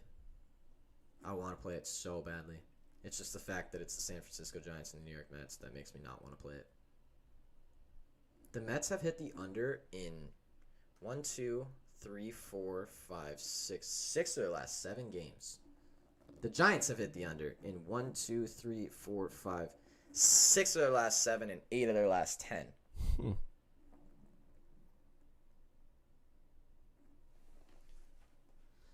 But these pitchers aren't good. That's the problem. These pitchers are not good today. What are the Giants are at 4.5? Yeah, that's on Bet Yes. Bet Yes. That's funny. No, I'm on the wrong game. I think. Can we just pick the Giants to win this? I was kind of thinking it. Kind of sucks that they're getting minus 120. 84% of tickets, 88% of money, and then I don't love that. 91% of tickets on the spread. I feel like they should be able to win this game. I just don't trust. See, that's the problem. I feel like they should win this game, right? Except that Alex Wood scares me. Yes. Which means that I should be scared for the Mets to score runs. Yet Right. I'm scared to pull the trigger on the over because I know the Mets can't score any fucking runs. And it's not like the Giants score that many runs either. Their game log is 3, 8, 2, 6, 1, 2, 3, 7, 5, 1. In their last 10 games, they've gone over 4.5 4 times. And they played against Colorado during that stretch. And the Mets have only won 2 games in their last 10, but they've also played the San Francisco Giants 5 times and the Dodgers 5 times. Damn. This is a tough one. Has Carrasco... Last time he pitched was against Dodgers. He pitched just fine. Then he pitched against Dodgers and he was not fine. Somebody help. I gotta write down Giants money line. Giants money line. Yeah, I gotta do it. It's a temperamental one. It's a if I see too many other good things, that's the one that gets left out kind of thing. But I do think that they'll win. Alex Wood is 10-4. Carrasco is not a solid pitcher. I just hope Alex Wood is in form today. Because if Alex Wood is in form today, they easily win this game. It is no problem at all. The only thing that scares me is if the Mets get 3 or 4. This could get a little hairy. Anyways, I'm gonna Under. under. Okay, that's where I was kind of going as well, but I just don't trust it. Yeah. Giants could have a 5-run first inning, and there it goes. But I like the under. Next game, 7-10. We got Patrick Corbin and the Nationals on the road going against Eliezer Hernandez of the Miami Marlins, getting minus 125 at home. The Nats really pissed me off yesterday. Really pissed me off. Left a lot of fucking people on base yesterday. A lot of them. They made me angry. Patrick Corbin, 7-12, 5.82 ERA, 1.39 WHIP, 5.2 average innings pitched, on base percentage of 327. His earned run game log is 1.65444623. If you didn't know, Patrick Corbin is not very good at pitching the ball. His strikeouts actually are up as of recently, and his walks are down. However, he is a home run fucking magnet. Dinger log 112-331-0121. And now I'm going to go into players versus batters to see who he's going against today. Carlos Carrasco. Wow. These guys actually do not hit him at all. None of these guys do. Chris Bryant sucks against him. Brandon Crawford sucks against him. Buster Posey sucks against him. Brandon Pelt sucks against him. Interesting, even though I'm pretty sure he's still going to get hit quite a bit. Miami Marlins. Eliezer Hernandez is getting 0-1, 4.15 ERA with a .98 whip and 4.1 average inning pitched. His game log, wow. He's only given us 17.1 innings, so good luck taking a lot of stats from this, but he's given us 4.2, 5.1, 5.0, and 2.1 innings in all of the... Miguel Rojas got my mind in a pretzel here, but I think I'll take him over 1.5. Okay. Earned run log in those 4 games is 4.112. Strikeouts are pretty high at 6.463. He does also give up home runs as well. He's given up a home run in each of his 4 games. In his last game, he gave up 2. Pretty solid pitcher before this year. It looks like his ERA has stayed down for the most part. But definitely susceptible to some runs. And with the Nats bats, which fell just short yesterday. Actually, this over-under set at 7.5. Does that mean we can get Nationals at 3.5 today? And Marlins at 3.5 today? Or just the game total. Or just the game total. I gotta go game total on this one. I like that line. I know it's the Nats and the Marlins. I understand. Yeah, no, I hear you. I hear you here. And this ballpark, I'm pretty sure, does fucking suck. Yeah, it's not a hitter's ballpark for sure. But, man, you got Patrick Corbin on the mound, man. And this other guy who we barely know anything about, and he's not been overly solid. Who's going to hit a dinger for? I'm saying Yurfie. Man, I totally looked at the wrong stats the other day. Miguel Rojas. Yeah, I see the Rojas one too, Braxton. 29 at-bats, 12 hits, 1 double, 2 dingers. He's only struck out once against him. Yeah, I think he does just fine today. Ooh. Gerardo Parra. Parra? 7 at-bats, 3 hits, 2 doubles, 1 strikeout against. Juan Soto, too. Juan Soto does real well against Hernandez. Strikes out a lot, but he's also 12 at-bats, 4 hits, and 3 doubles while he's at it. I don't know. I'm going to take the over on that one. I'm looking at both these team stats. Miami bats .289 against Patrick Corbin with a .343 on-base percentage and almost a .500 slugging.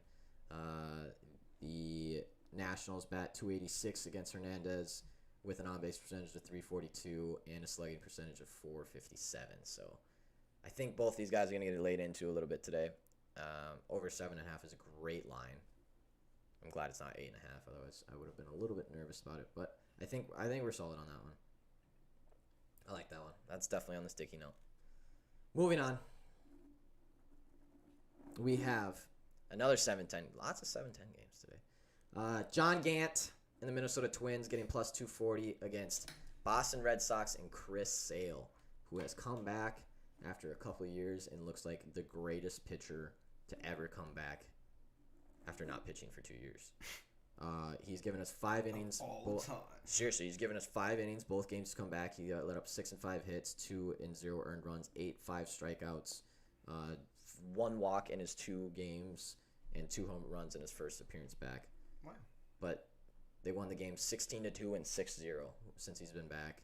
Jeez. I legitimately think Chris Sale gives the Boston Red Sox a chance He's just that Jared to make Dudley locker room Yeah. guy. I honestly think that with Chris Sale back, the Boston Red Sox can make a push for deep playoffs if he continues to be like this, because that is a very, very solid ace. John Gant, on the other hand, is not as solid as that. 3.77 ERA, 352 on base percentage. He really only goes 1 inning most times, but the Twins have been giving him a couple more innings here and there. And anytime they let him go more than one, he fucks up. He's gone 1 inning. I'll say all his 1 inning stat games, and then I'll say the other 2 that he can win more than 1 inning. 1 inning, 8 times his earned run log was 0.0000100. So 1 inning, very good. Now there's 2 games where he went 2 innings in 3.1. In those games, he gave up 4 and 3 earned runs across 4 and 3 hits in not very many innings, I might point out. So, yeah, I'm just going to take the Boston Red Sox here. The Twins keep winning fucking games for no reason at all. No reason. Stop winning games, Twins. Tank. Tank, damn it. Tank like you're supposed to. Red Sox getting 75% of tickets, 79% of money. What is the spread getting? I'll probably just play Boston -1 with something else. Ooh, Angels and Boston -1. Ooh, that might be my play. That might be it right there.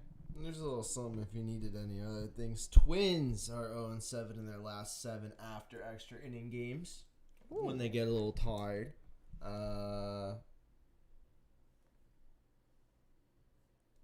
Also, the over, I kind of like, even though it's a bit steep there at 10. It was 10.5 yesterday. Well, they got it because of extra innings, but yeah, they hit it again yesterday. Yeah, I mean, again, the average at Fenway is still over 10. That's still right in the realm of possibility. Boston average is 5.0 runs per game. Minnesota's not far behind. No, 4.7. Their offense has gotten a lot better. So I don't think it's a terrible play. I don't know if I'll play it, but I'm thinking about it. Okay. Well, I will be taking Boston -1. Yeah. I don't think the Twins, especially after last night's game and everything that happened, I don't think the Twins can pull another one off. I will say that Josh Donaldson home run should be on your fucking radar today. He's gone against Chris Sale a lot in his past, 33 at-bats. He's hit him 10 times. And out of those 10 hits, 5 of those were dingers. 5 were dingers.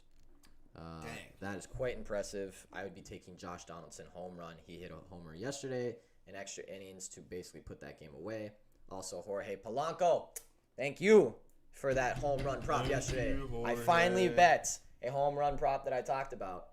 I finally did it. I actually, both fucking home run props I talked about yesterday hit, and I only took one of them because CJ Cron went yard again yesterday too. Anyways, Josh Donaldson home run is probably one of the only ones today that I will be on as it looks right now. But yes, Boston Red Sox -1. Solid play. A little nervous about that one, but should be solid. Moving on. Texas Rangers with Jordan Lyles on the mound on the road getting +134-ish against Sam Hentges and the Cleveland Indians getting -161 at home. Jordan Lyles, 6-10, 5.33 ERA, 1.46 WHIP, 5.2 average innings pitched. Earned runs. Great game last game out against the Boston Red Sox. Went 7 innings with 5 hits, only 1 earned run, 6 strikeouts, 3 walks, and no dingers. But before that, his earned run log was 5.66246221. So, struggles at times when he plays against good hitting teams, it looks like. He is dinger man. His dinger log is 0.4111341010. So, someone on the Cleveland Indians is going to hit a dinger today. Sam Hentges, 1-4, 7.52 ERA, and almost a 2 flat whip across 2.2 average innings pitched. He's only given us 52 innings this year. His earned run log is 1.31004660. So it looks like he's kind of brought it a little bit more in control as of recent. But definitely not a pitcher you should overly trust. Now he is going against Texas Rangers. 82 degrees. Looks like wind's coming straight at home plate. 80% humidity. The ball will fly a little bit today. I don't know if I have a play for this one. I think the Cleveland Indians win this game, actually. Yeah, I'd say so too.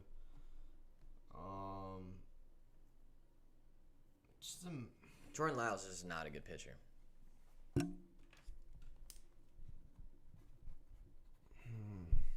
Now, I don't necessarily trust Sam Henches. No. But then the Rangers are just bad at everything. The Rangers are just kind of bad at everything. They really are. And this guy gives up a lot of fucking dingers. Like a lot of dingers. Jordan Lyles, that is a lot of dingers. Miles Straw, 2 at-bats, 1 hit, 1 home run. Franmil Reyes, 3 at-bats, 1 hit, 1 home run against him. Austin Henches, 7 at-bats, 1 hit, 1 home run against him. Maybe Miles Straw home run in this one. Maybe. Could be. Sam Henches has not seen any of the Rangers batters, which does give him an advantage slightly. Not that Jordan Lyles has seen any of their batters that much to make a big difference, but it is something to look at. I still think the Indians win this game. I'm going to check the money real quick. Looks like Indians are getting 70% of tickets, 41% of money on the spread. On the money line, they are getting 75% of tickets, 68% of money. So not actually too bad. No, not at all. That's not a bad stack at all. Okay, I got tennis parlay that I have to give out because I think it's going to come soon. We have... Listen up. I'm pretty sure this is... Oh, God, no, I don't remember. Hang on. It's coming. Hugo Gaston is going in 36 minutes, so hurry up. Hugo Gaston minus 305. We are parlaying it with Nuria Parizes Diaz. I will type it in the chat. I'm sorry. I should have just done that earlier on. Hugo Gaston and Nuria Parizes. Parizes Diaz. I hope that's right. It is a little bit juiced again today at minus 180. I've got it at minus 180. But we're going to take it. Locked in. I am locked in. I have to send this to little Tommy Boy too. You like this one? I do like this one. I like this one a lot. Uh-oh. You going to do it? Yeah. I'm going to do a little baby one, though. Yeah. Mostly because I don't have $180 in my DraftKings. Back before I got the paychecks, I did have to clean that account out a little bit. But, there's little... 1738 is my passcode for DraftKings. I tried helping yesterday. He didn't want to take it. We would have lost anyways, though. All right, so that's the tennis parlay. Make sure you lock that one in if you're willing to get a little juiced odds at minus 180 for that parlay. But I do like it. It checks out. The math adds up. That first match is in 36 minutes. So you watch it Oh, yeah. on the stream, bro? Can we do that? I mean, probably can't just stream it. You know, the video. I have a lot of websites that I can stream on. No, I mean, like, No, I'm just kidding. I'm sure I'm we kidding. can watch it on a stream. I don't think we can also be the ones streaming the illegal stream that's already illegally streaming. What about Jamie Loeb? Oh, she's already playing. Yeah. No. I just saw that and I liked her name. I don't know what to say. I'm sorry. All right. Next game. Sorry. Got a little tennis interruption there. We got 3 games left for MLB, and then we got 3 WNBA games tonight. So stick around. We still got shit to do. Next game, 9-10, we have another Dodgers versus Padres game, and it is going to be electric tonight. Max Scherzer going against you fucking Darvish. That is an awesome pitching matchup. Minus 139 for the Dodgers on the road, plus 116 for the Padres at home. As I have said before, I don't think Yu Darvish is as good as everyone gives him credit for. His earned run log. Now, if you didn't hear that before I was talking about this, if you didn't hear that the name was Yu Darvish, there's no way in hell you could predict that this is Yu Darvish's stats. Earned run log 254, 264, 1142. That isn't great. That is damn near Jordan Lyles' stat line. Yeah, that's not That good is at all. pretty much the same earned run log. Now, his strikeouts are unbelievable. 12, 8, 6, 3, 2, 8, 7, 11, 5, 8. The man has only not given up.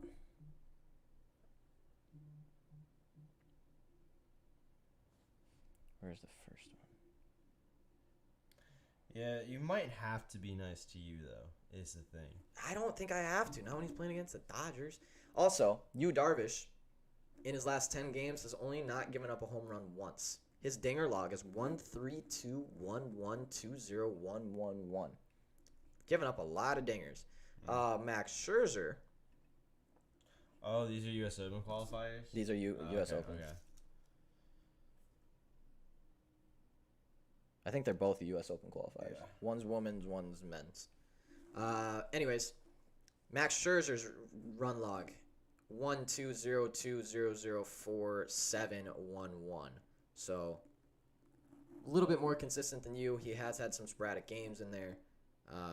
Remember, he played for the Washington Nationals not too long ago. He's only had 1, 2, 3, 4, 5, 6, 7 games with the Dodgers. He's pitched pretty well in all of them. His strikeouts are definitely high. His home runs have stayed low. His walks have stayed low. Nice.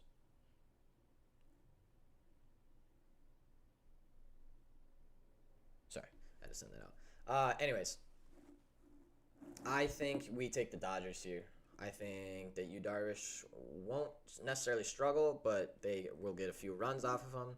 I don't see the Padres laying into Max Scherzer much. I'm going to check the money real quick. It looks like Dodgers are getting 86% of tickets, 82% of money, and the Dodgers are getting 68% of tickets on the spread, but only 36% of money. So that's a big difference there. Also, Darvish is only 7-7 this season, official record. Over under set at 7.5. I probably wouldn't touch that one. That seems like a scary line. I'm going to see how batters are doing against both these pitchers. I just want to see if anyone is doing very well. Looks like as a team, the Dodgers are hitting 141 against you and 232 on base percentage, while the Padres are actually kind of laying into Scherzer a little bit. 241 average with a 292 on base percentage. Adam Frazier maybe looks like he does pretty well against. He's got 13 at-bats, 5 hits, 3 doubles, and a home run against Max with only 1 strikeout. That's pretty solid. As far as people on the Dodgers going against you, Trey Turner looks like Trey Turner or Albert Pujols is probably the only two for home run props. I would go with Trey Turner. He's only seen him twice in his life. He hit him both times, and one of them was a dinger. So pretty solid. We're locked in. I would just go Trey Turner. If you're going to go anyone in that game, Trey Turner is your guy. I don't think Tatis. I don't think anyone else. I think Trey Turner is your guy. But I'm going to go Dodgers money line because I trust Scherzer more than I trust you, and I trust the Dodgers bats more than I trust the Padres bats. I'm just going to take that at a regular money line. I might have a couple parlays today.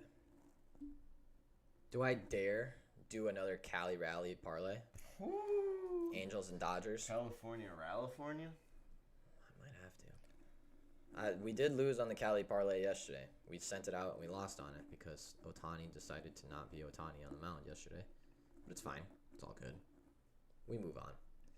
So Dodgers money line. You got anything on that one? Nah. It's probably a good goal. It's probably a real good goal. I was too busy trying to find this dang tennis match. All trying right. to find Hugo.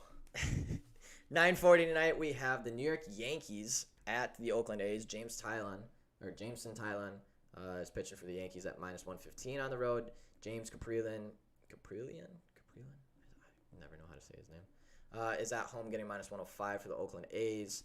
Looks like Tylan 8-4, 3.94 ERA, 1.21 WHIP, average innings pitched 5.0. His earned run log is 3.3020102115. So pretty solid. Strikeouts have been low, sporadically kind of goes high every once in a while. Walks have stayed pretty low. Dingers have stayed low enough. Every once in a while he gets one, but James Caprillion 7-4, 3 point. Don't hate Matt Olson here. Yeah, he has been. He's been a good little guy for me. 7-4, 3.25 ERA, 1.17 WHIP with 5.2 average innings pitched. His on-base percentage is 290. His game log is 1.326021.323. His strikeouts are decently high, but sometimes go really low. His walks are actually pretty high, and his dingers is about 1 or 2 every other game. I want to see what the Yankees are getting here. All right, so their -1.5 is 90%. Orioles burnt Sage at the park yesterday and won. Yeah, they really did. I don't know what the fuck they did, but they did something. They had to have sabotaged I think Ohtani they or something. sacrificed a baby. They had to have. There's no way you beat Ohtani like that. They had to have. They put something on Ohtani's food or something. Something wasn't right yesterday. I like the Yankees here because the Yankees are being Yankees. They've won 10 straight. Oakland has lost 8 of their last 10, and some of those teams were not very good. I don't trust Oakland. I trust the Yankees. Seeing the Yankees not get absolutely obliterated on the stack at 76% of tickets, 63% of money is a good sign. Because normally people will be stacking on the Yankees and something like this. I'm going to take Yankees money line.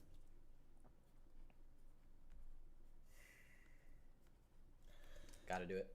It's taken a lot in me to not take the under. Hey, under is probably a very good call. I know, I That really like it, but That was the other already thing I have really liked here. so many unders. But you know what? If they're right, You want all of them. True. I'm taking it.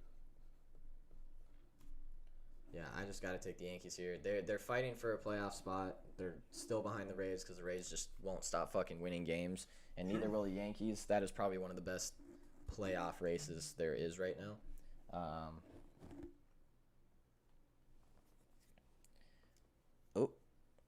Another tennis. Markita Vandrosova. I looked her up last night. That one scared me. uh-oh. But tennis, man. All right, last game of the day. Let's get through this. 10-10. We got Brad Keller on the mound for the Kansas City Royals at +150 going against Kikuchi of the Seattle Mariners getting -169 at home. Wow, both these pitchers are probably going to do pretty bad. Just saying that right now. Brad Keller, 8-12, 5.43 ERA, 1.65 WHIP with a 5.1 average innings pitched. His earned run log actually is not as bad as I thought. 1.253131.264. His strikeouts stay pretty high.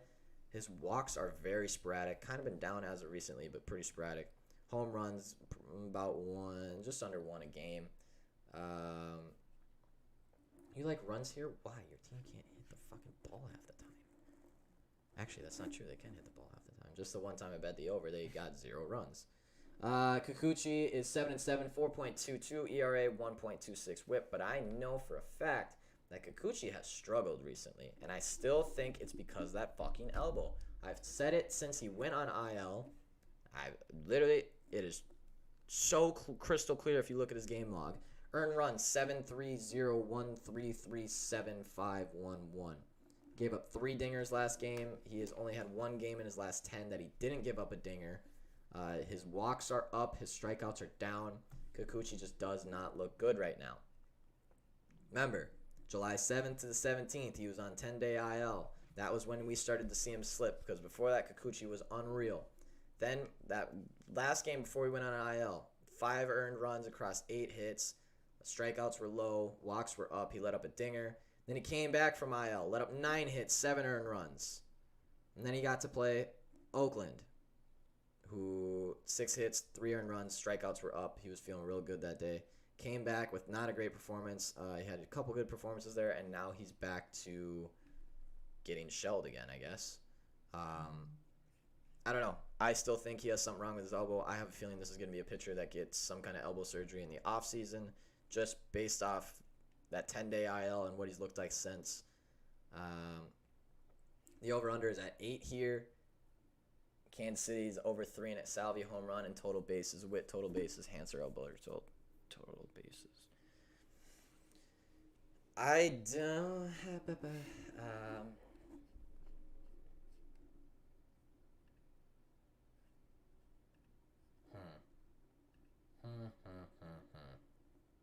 Kansas City Royals total bases. I'm not going game total over. I don't trust the Mariners.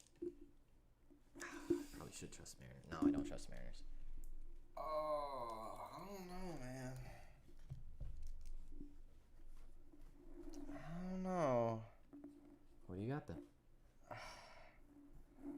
Marte. Uh, They hit 304 against him with a 333 on base percentage.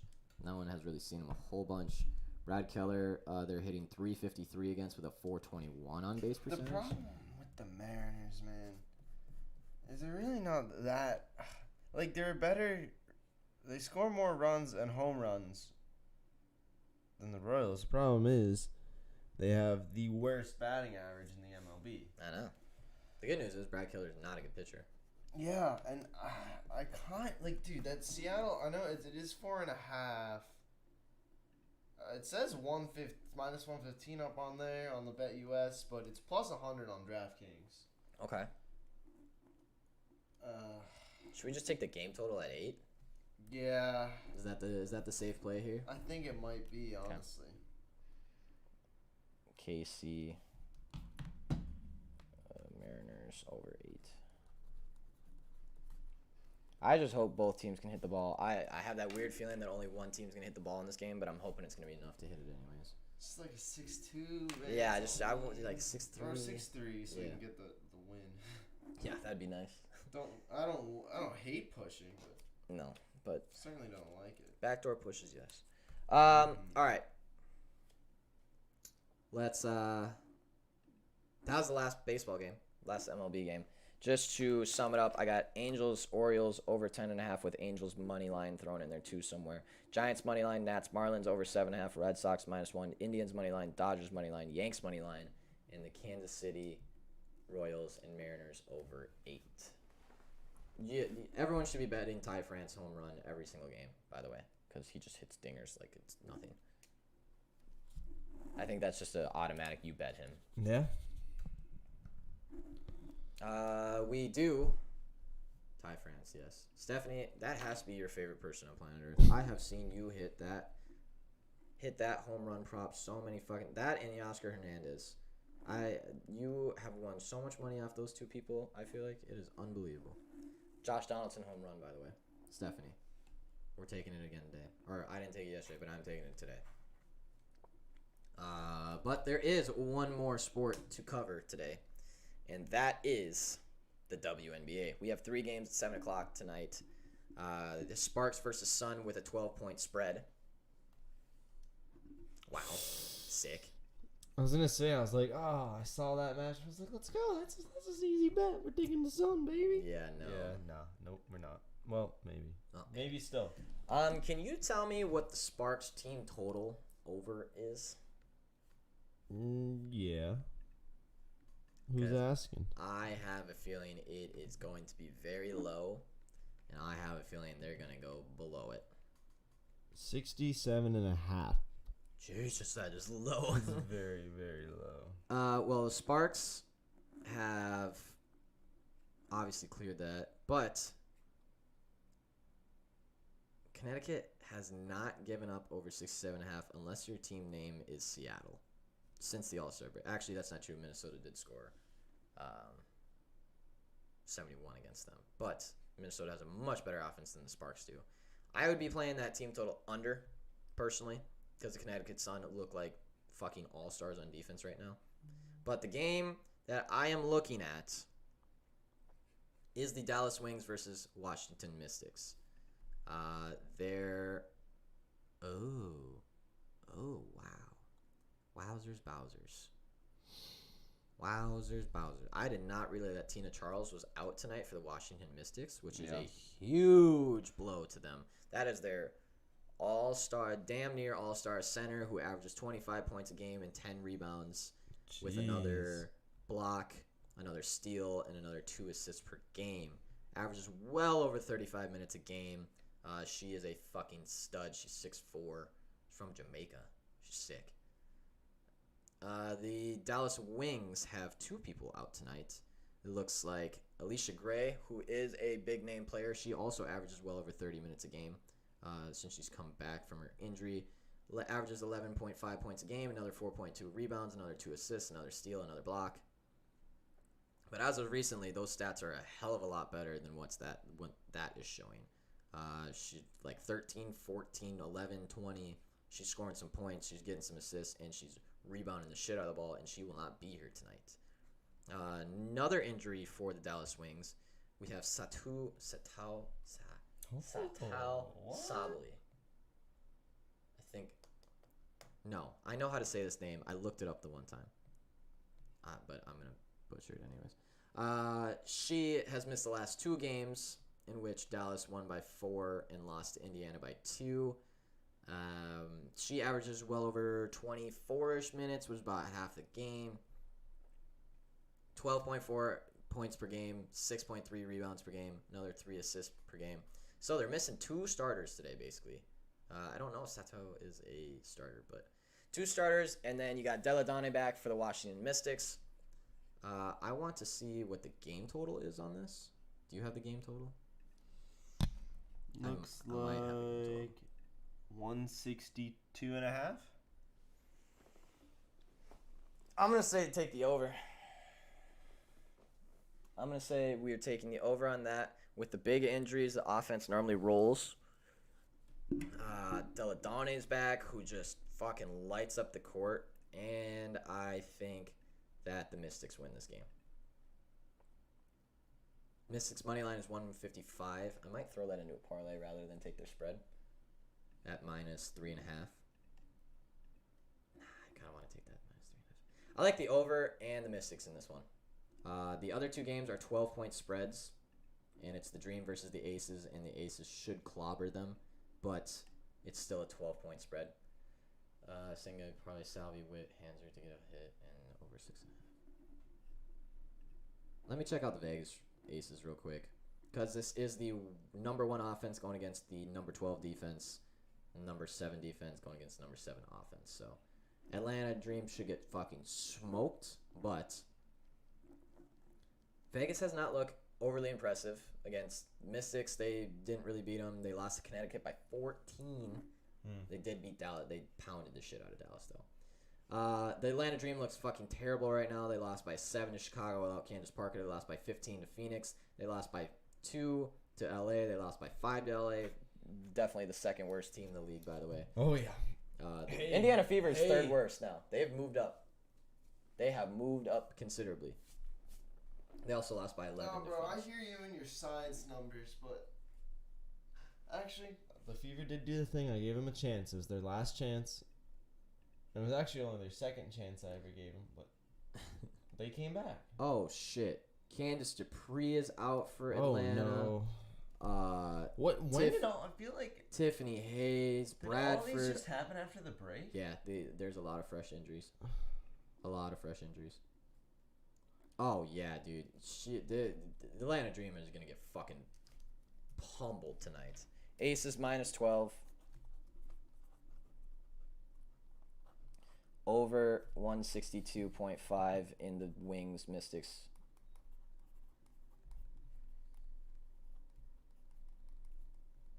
And then I guess we can take Mystics 3.5 as well. I might not end up playing that. I might throw that in a parlay with something else on that money line. I'm just a little nervous about the game. It should be a blowout, but I don't know which team is going to blow the other one out. It should be the Mystics. Okay, Sparks Suns at 146. I know. But it's Connecticut Sun. But it's like 2 points. They have to score like... But the Sparks weren't even putting up points before the Connecticut Sun. That's the number 1 defense in the league, and it's not even close. But what if the Sun just put up 146? That's what I'm saying. Like, but their offense isn't great either. That's why I saw that line because it opened at 151, which I would have hammered the under on, and then it dropped to 146, and I'm like, because yes, Connecticut has number 1 defense, but also the number 10 offense. LA has the number 2 defense, but the number 12 offense. So literally number 1 and 2 defense is going at each other, and almost the 2 worst offenses going at each other. Yeah. So you tell me. Like, I have no fucking clue. This could be 60-60, dude. This could literally be 50-60, or this could be like 88-79. I have no idea what to do with this. Also, I do not trust Connecticut to cover 12. Actually, do we trust Connecticut to cover 12? Have the Sparks really never played the Sun? No, not this year. What? Yeah. Well, that doesn't help anything. That's the thing is like it's a 12-point spread, which the Connecticut Sun should easily cover. But is there going to be 12 points scored in this game? Like, seriously, is there going to be enough points scored to even think about a 12-point spread? I'm gonna go with Connecticut Sun have won by 14, 11, 12, 21, and they lost by 22 since the break. The Sparks have lost by 10, they won by 3, they won by 2, they won by 5, and they won by 5 since the break. Now they have played dog shit teams besides the Mystics. Man, I really want to lay the Sun minus 12, but I'm not going to. What are their money lines? You know what we could do? You know what we could do? parlay. We could just parlay. Sun. I'm making an alternative line parlay in all three of these. Aces, Mystics. Sun, Aces, and then I'm gonna buy down the over in that Wings Mystics game. Oh yeah.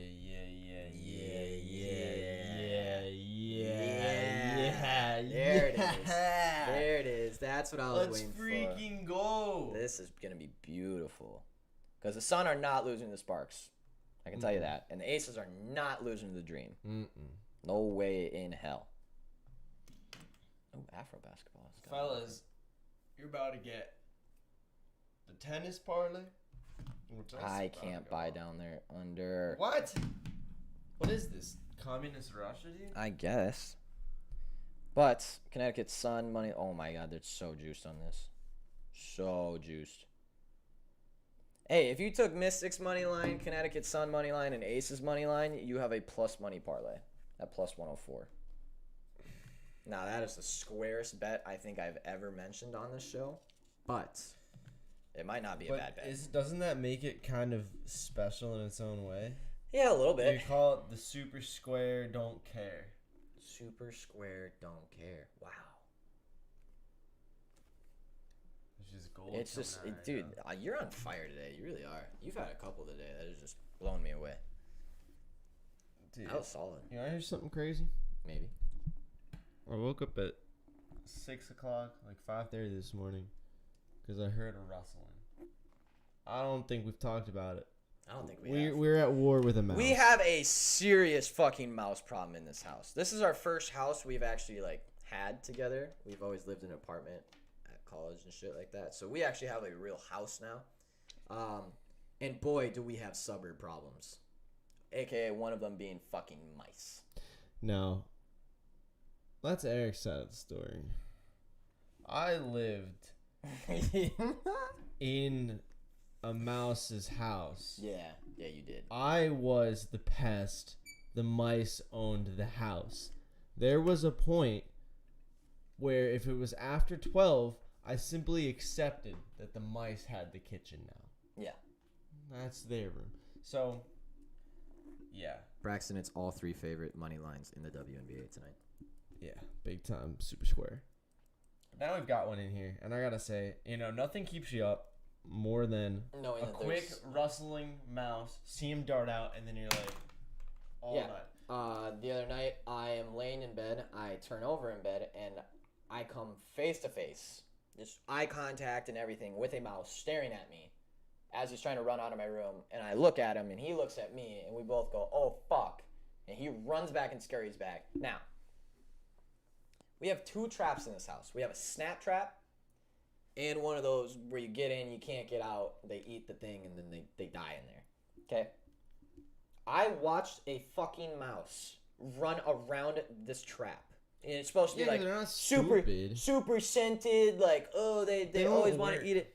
Now, last night, so we're just like, all right, what the fuck? I got a mouse in my room, there's a mouse in the kitchen. This is fucking bullshit. They're not getting by the traps. We put peanut butter on the trap. We put everything like this. They're not working. Last night, one of our roommates goes, "Hey, mouse is in the kitchen. I'm staring at it right now. Like we're in a staring contest." I'm like, "I'm fucking coming." Put on some clothes, run downstairs. We're being quiet. The mouse is on top of our stove, like looking at us. Like he sees us, we see him. We all know it, but this bold ass little aggressive ass motherfucker is just like, hey, what you gonna do about it? I see the trap. I'm not gonna do it. Anyways, we try and get closer to him bowl. He runs behind the stove, and we're like, all right, we got this bitch. Because he always goes for the tortilla shells. Always the tortilla shells. We're like, all right, we got this bitch. So what do? Set up the trap right in front of the stove. Put little pieces of tortilla, like leading him to the trap kind of thing, you know? And then put a nice big piece of tortilla on the trap. All luscious. Like, it's just a perfect thing ever. Wake up this morning. This motherfucker ate all the tortilla scraps leading up to the trap and didn't go for the tortilla, all the scraps on the fucking trap. We have genius mice. No, I'll tell you in the our problem. house. It's not genius mice. No, it's it's genius. stupid people. No, genius You left mice. him a meal in front of the trap, so he got full before he even got there. No. It was just a couple little scraps. Yeah, It was he's just that big. It was just enough to let him get a taste of it and be like, ooh, this is really good. I want that. This fucker ate like an entire tortilla shell last night when we were sleeping. Like, you should have seen the tortilla thing. He ate all the way through it. Yeah, they're much smarter than they get credit for. I'll tell you. This thing's a fucking... And there's multiple. Yeah, there's There's at a whole... least They're probably Mickey, 2 or Minnie. We 3. got all of them in this Probably bitch. 2, 3. It seems like. Because the one up here was really dark. It was like a dark brown mouse. The one that was in my room. And the one downstairs is a completely light brown mouse. Or like a tan, or whatever a mouse looks like. Yeah. And I don't know about the one in your room. I think we might have the same one. I think it was. I running don't across think our there's rooms. more than 3. When I say I lived in a mouse, like No, I can really. tell how many mice are here by how much mouse shit I've seen. Yeah. Like, bro, I was through the ringer, so this one's not. But I'm not living that again. Sean used to live... I guess I'd say that was a house. It was a tiny row home in North Philly. An unfinished basement with a possum that lived dead. He did not live down there. No. He was Died dead down down there. there. He Yeah, died down that wasn't just unfinished. That was like 4-foot high ceilings with a dirt floor. Yeah. And then Fun basement. 1 fork for 3 dudes. No, I eventually stole a good amount from the dining hall. Oh, that's good. Already gave me my degree. And then what else? Got Oh, forks. your floor. Oh my god, I forgot about my Your floor. slanted floor. Yeah. His we floor had- was we- the most oh. insane. Like, he didn't even sleep on an even, like, floor. Like, his bed was like this. And also, your bed was broken that was at the end. for a long.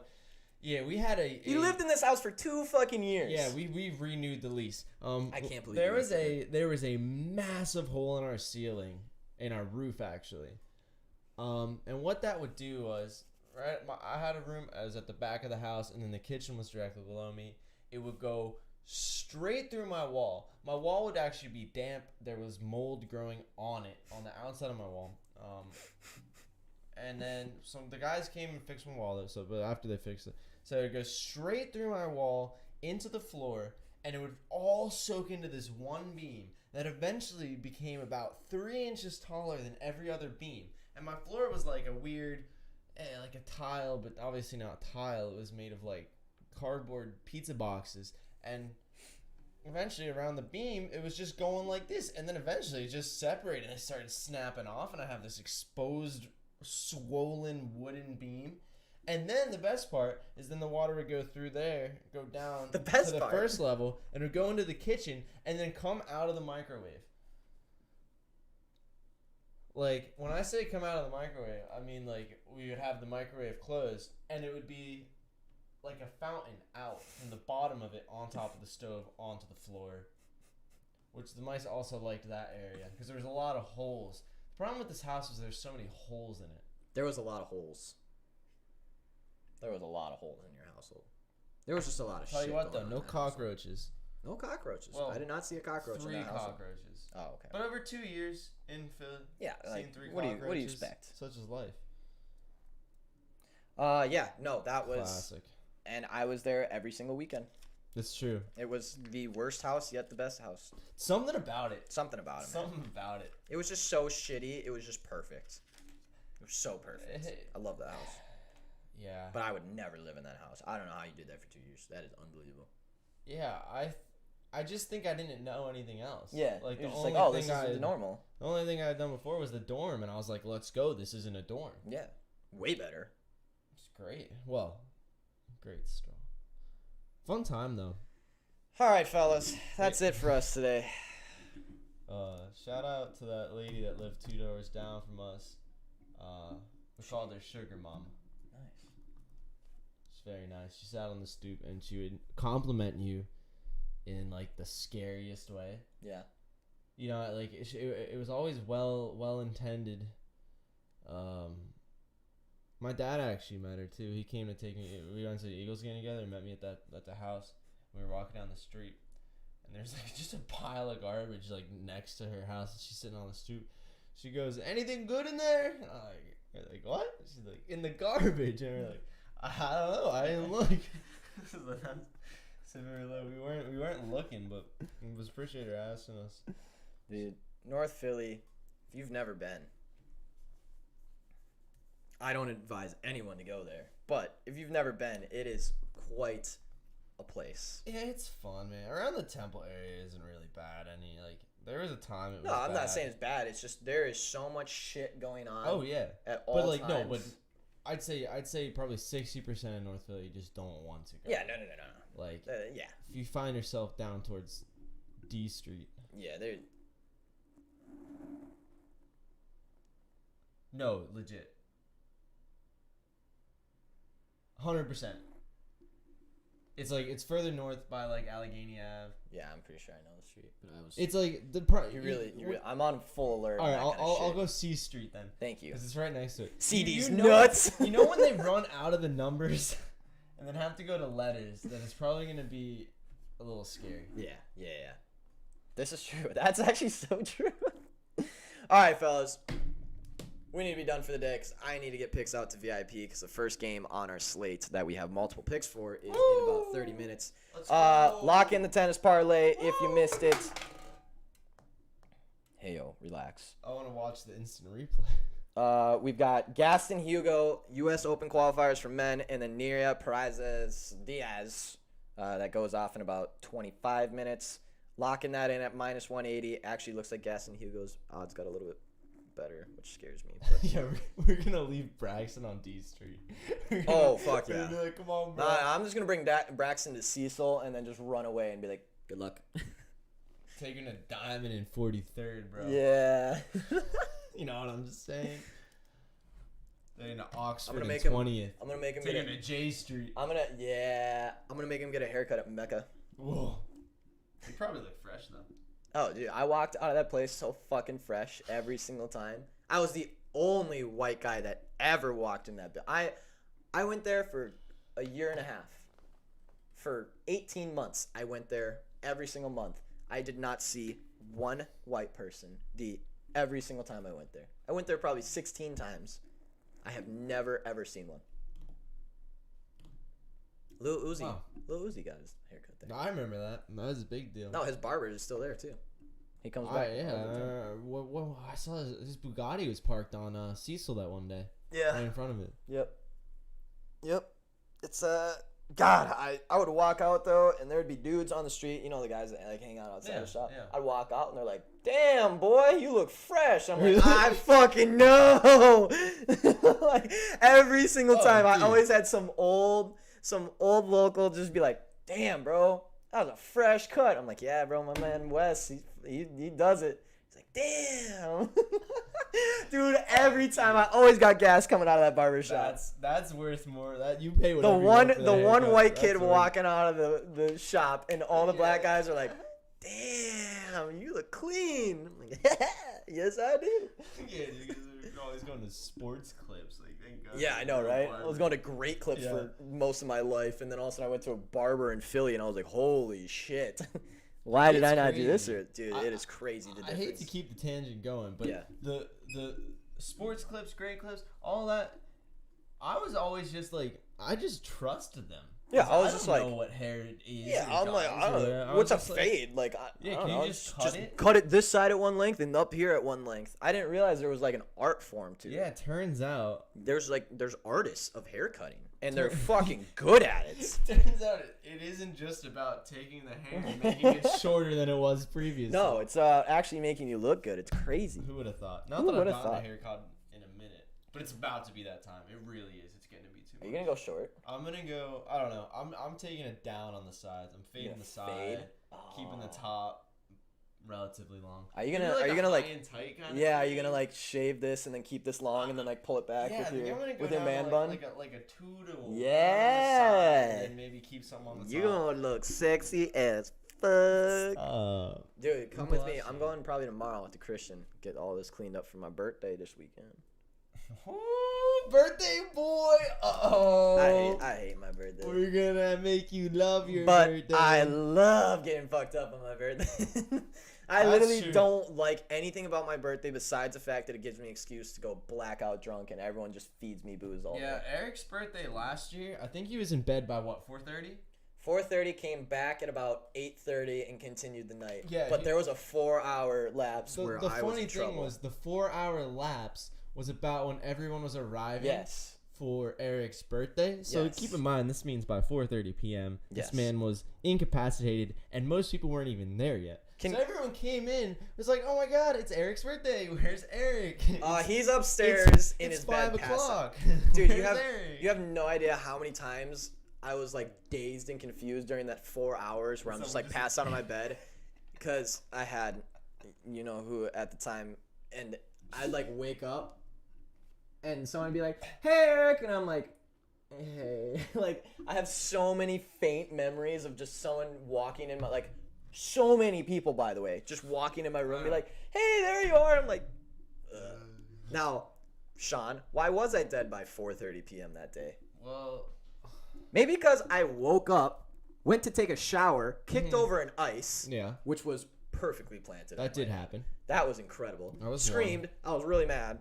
I got You did iced. scream. That was hilarious. Dude, because it was so good that I was like embarrassed that it got me. Because I didn't even see it. I literally kicked it Yeah. over going into the shower. You were pissed. So they put an ice in my shower. They closed the curtains, got me there. So I had to go down on one knee and slam the fucking Smirnoff ice.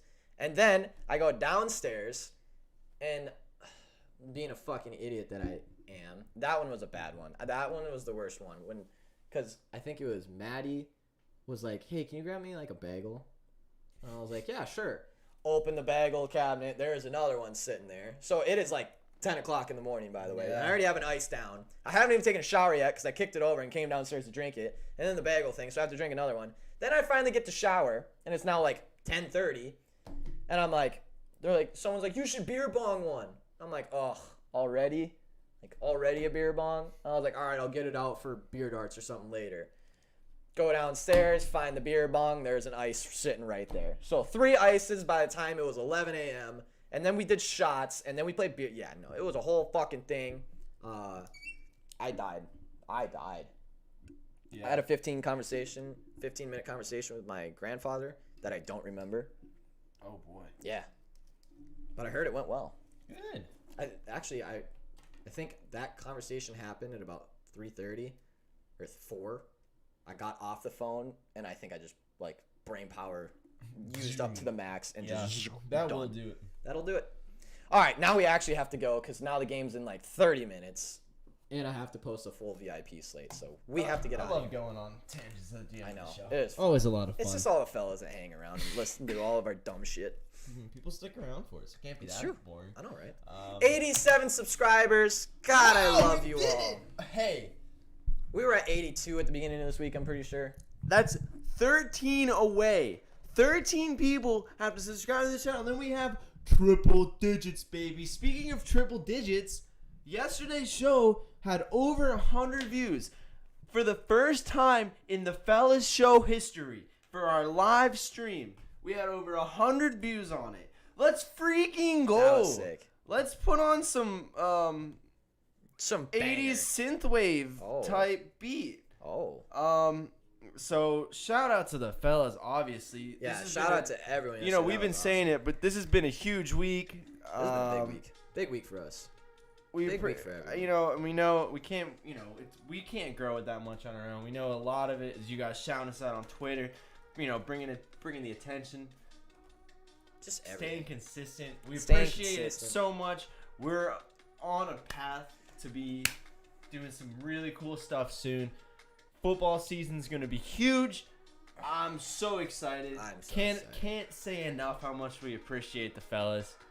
This week has been crazy for us. This has been an awesome fucking week. VIPs holding their head above water a little bit after a great week last week and a great week the week before. It's just, fellas, everything's coming together on this. It's awesome. This was a grind and a fucking half to get where we even are right now. Oh yeah. But worth it. We have so much fun doing it, and we're glad that you guys have fun with us. So we appreciate all of you. Again, we'll be here every weekday doing this as always. We ain't going anywhere. And football season's right around the corner, so y'all better strap the fuck in and get ready. We're gonna have to do something major for 100 subscribers. Oh, yeah. Major. I told you, dude, 1,000 subscribers, there will be an HF tattooed on my body. There will be a Hey Fellas tattooed on my body at 1,000 subscribers. I promise. Lock it in. You can clip it right now. 1,000 subscribers, I will have a Hey Fellas tattoo somewhere. I promise you. 100, we'll give away 100 shirts. Just kidding. Just kidding. Just kidding. The margins aren't like that. The margins aren't like that.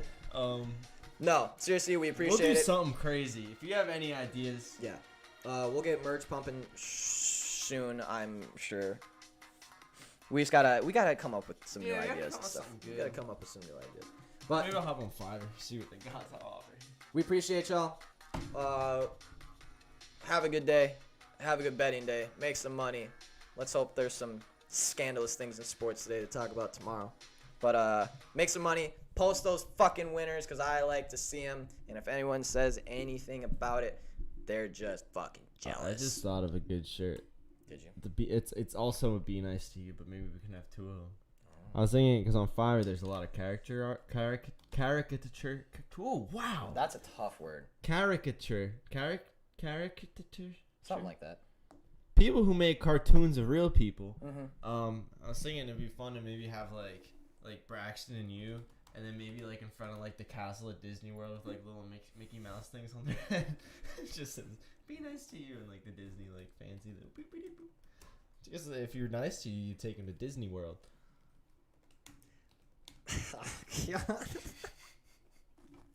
Yeah, send it. Do it. Love to see it. Suck goes to Disney. Suck goes to Disney. Disney World. All right, that's it for the show. That is guys. it. We need to get out of here. I'm already posting shit on VIP. We're already on the next part of the day. So keep it cool. Jesus Christ. Just We'll see you fucking Friday. Have a We'll great see you Thursday. Friday. Have a great day. We'll Yeah, see you fellas tomorrow. Friday. Win You some know fucking how it money. goes. Get some money. Talk about it.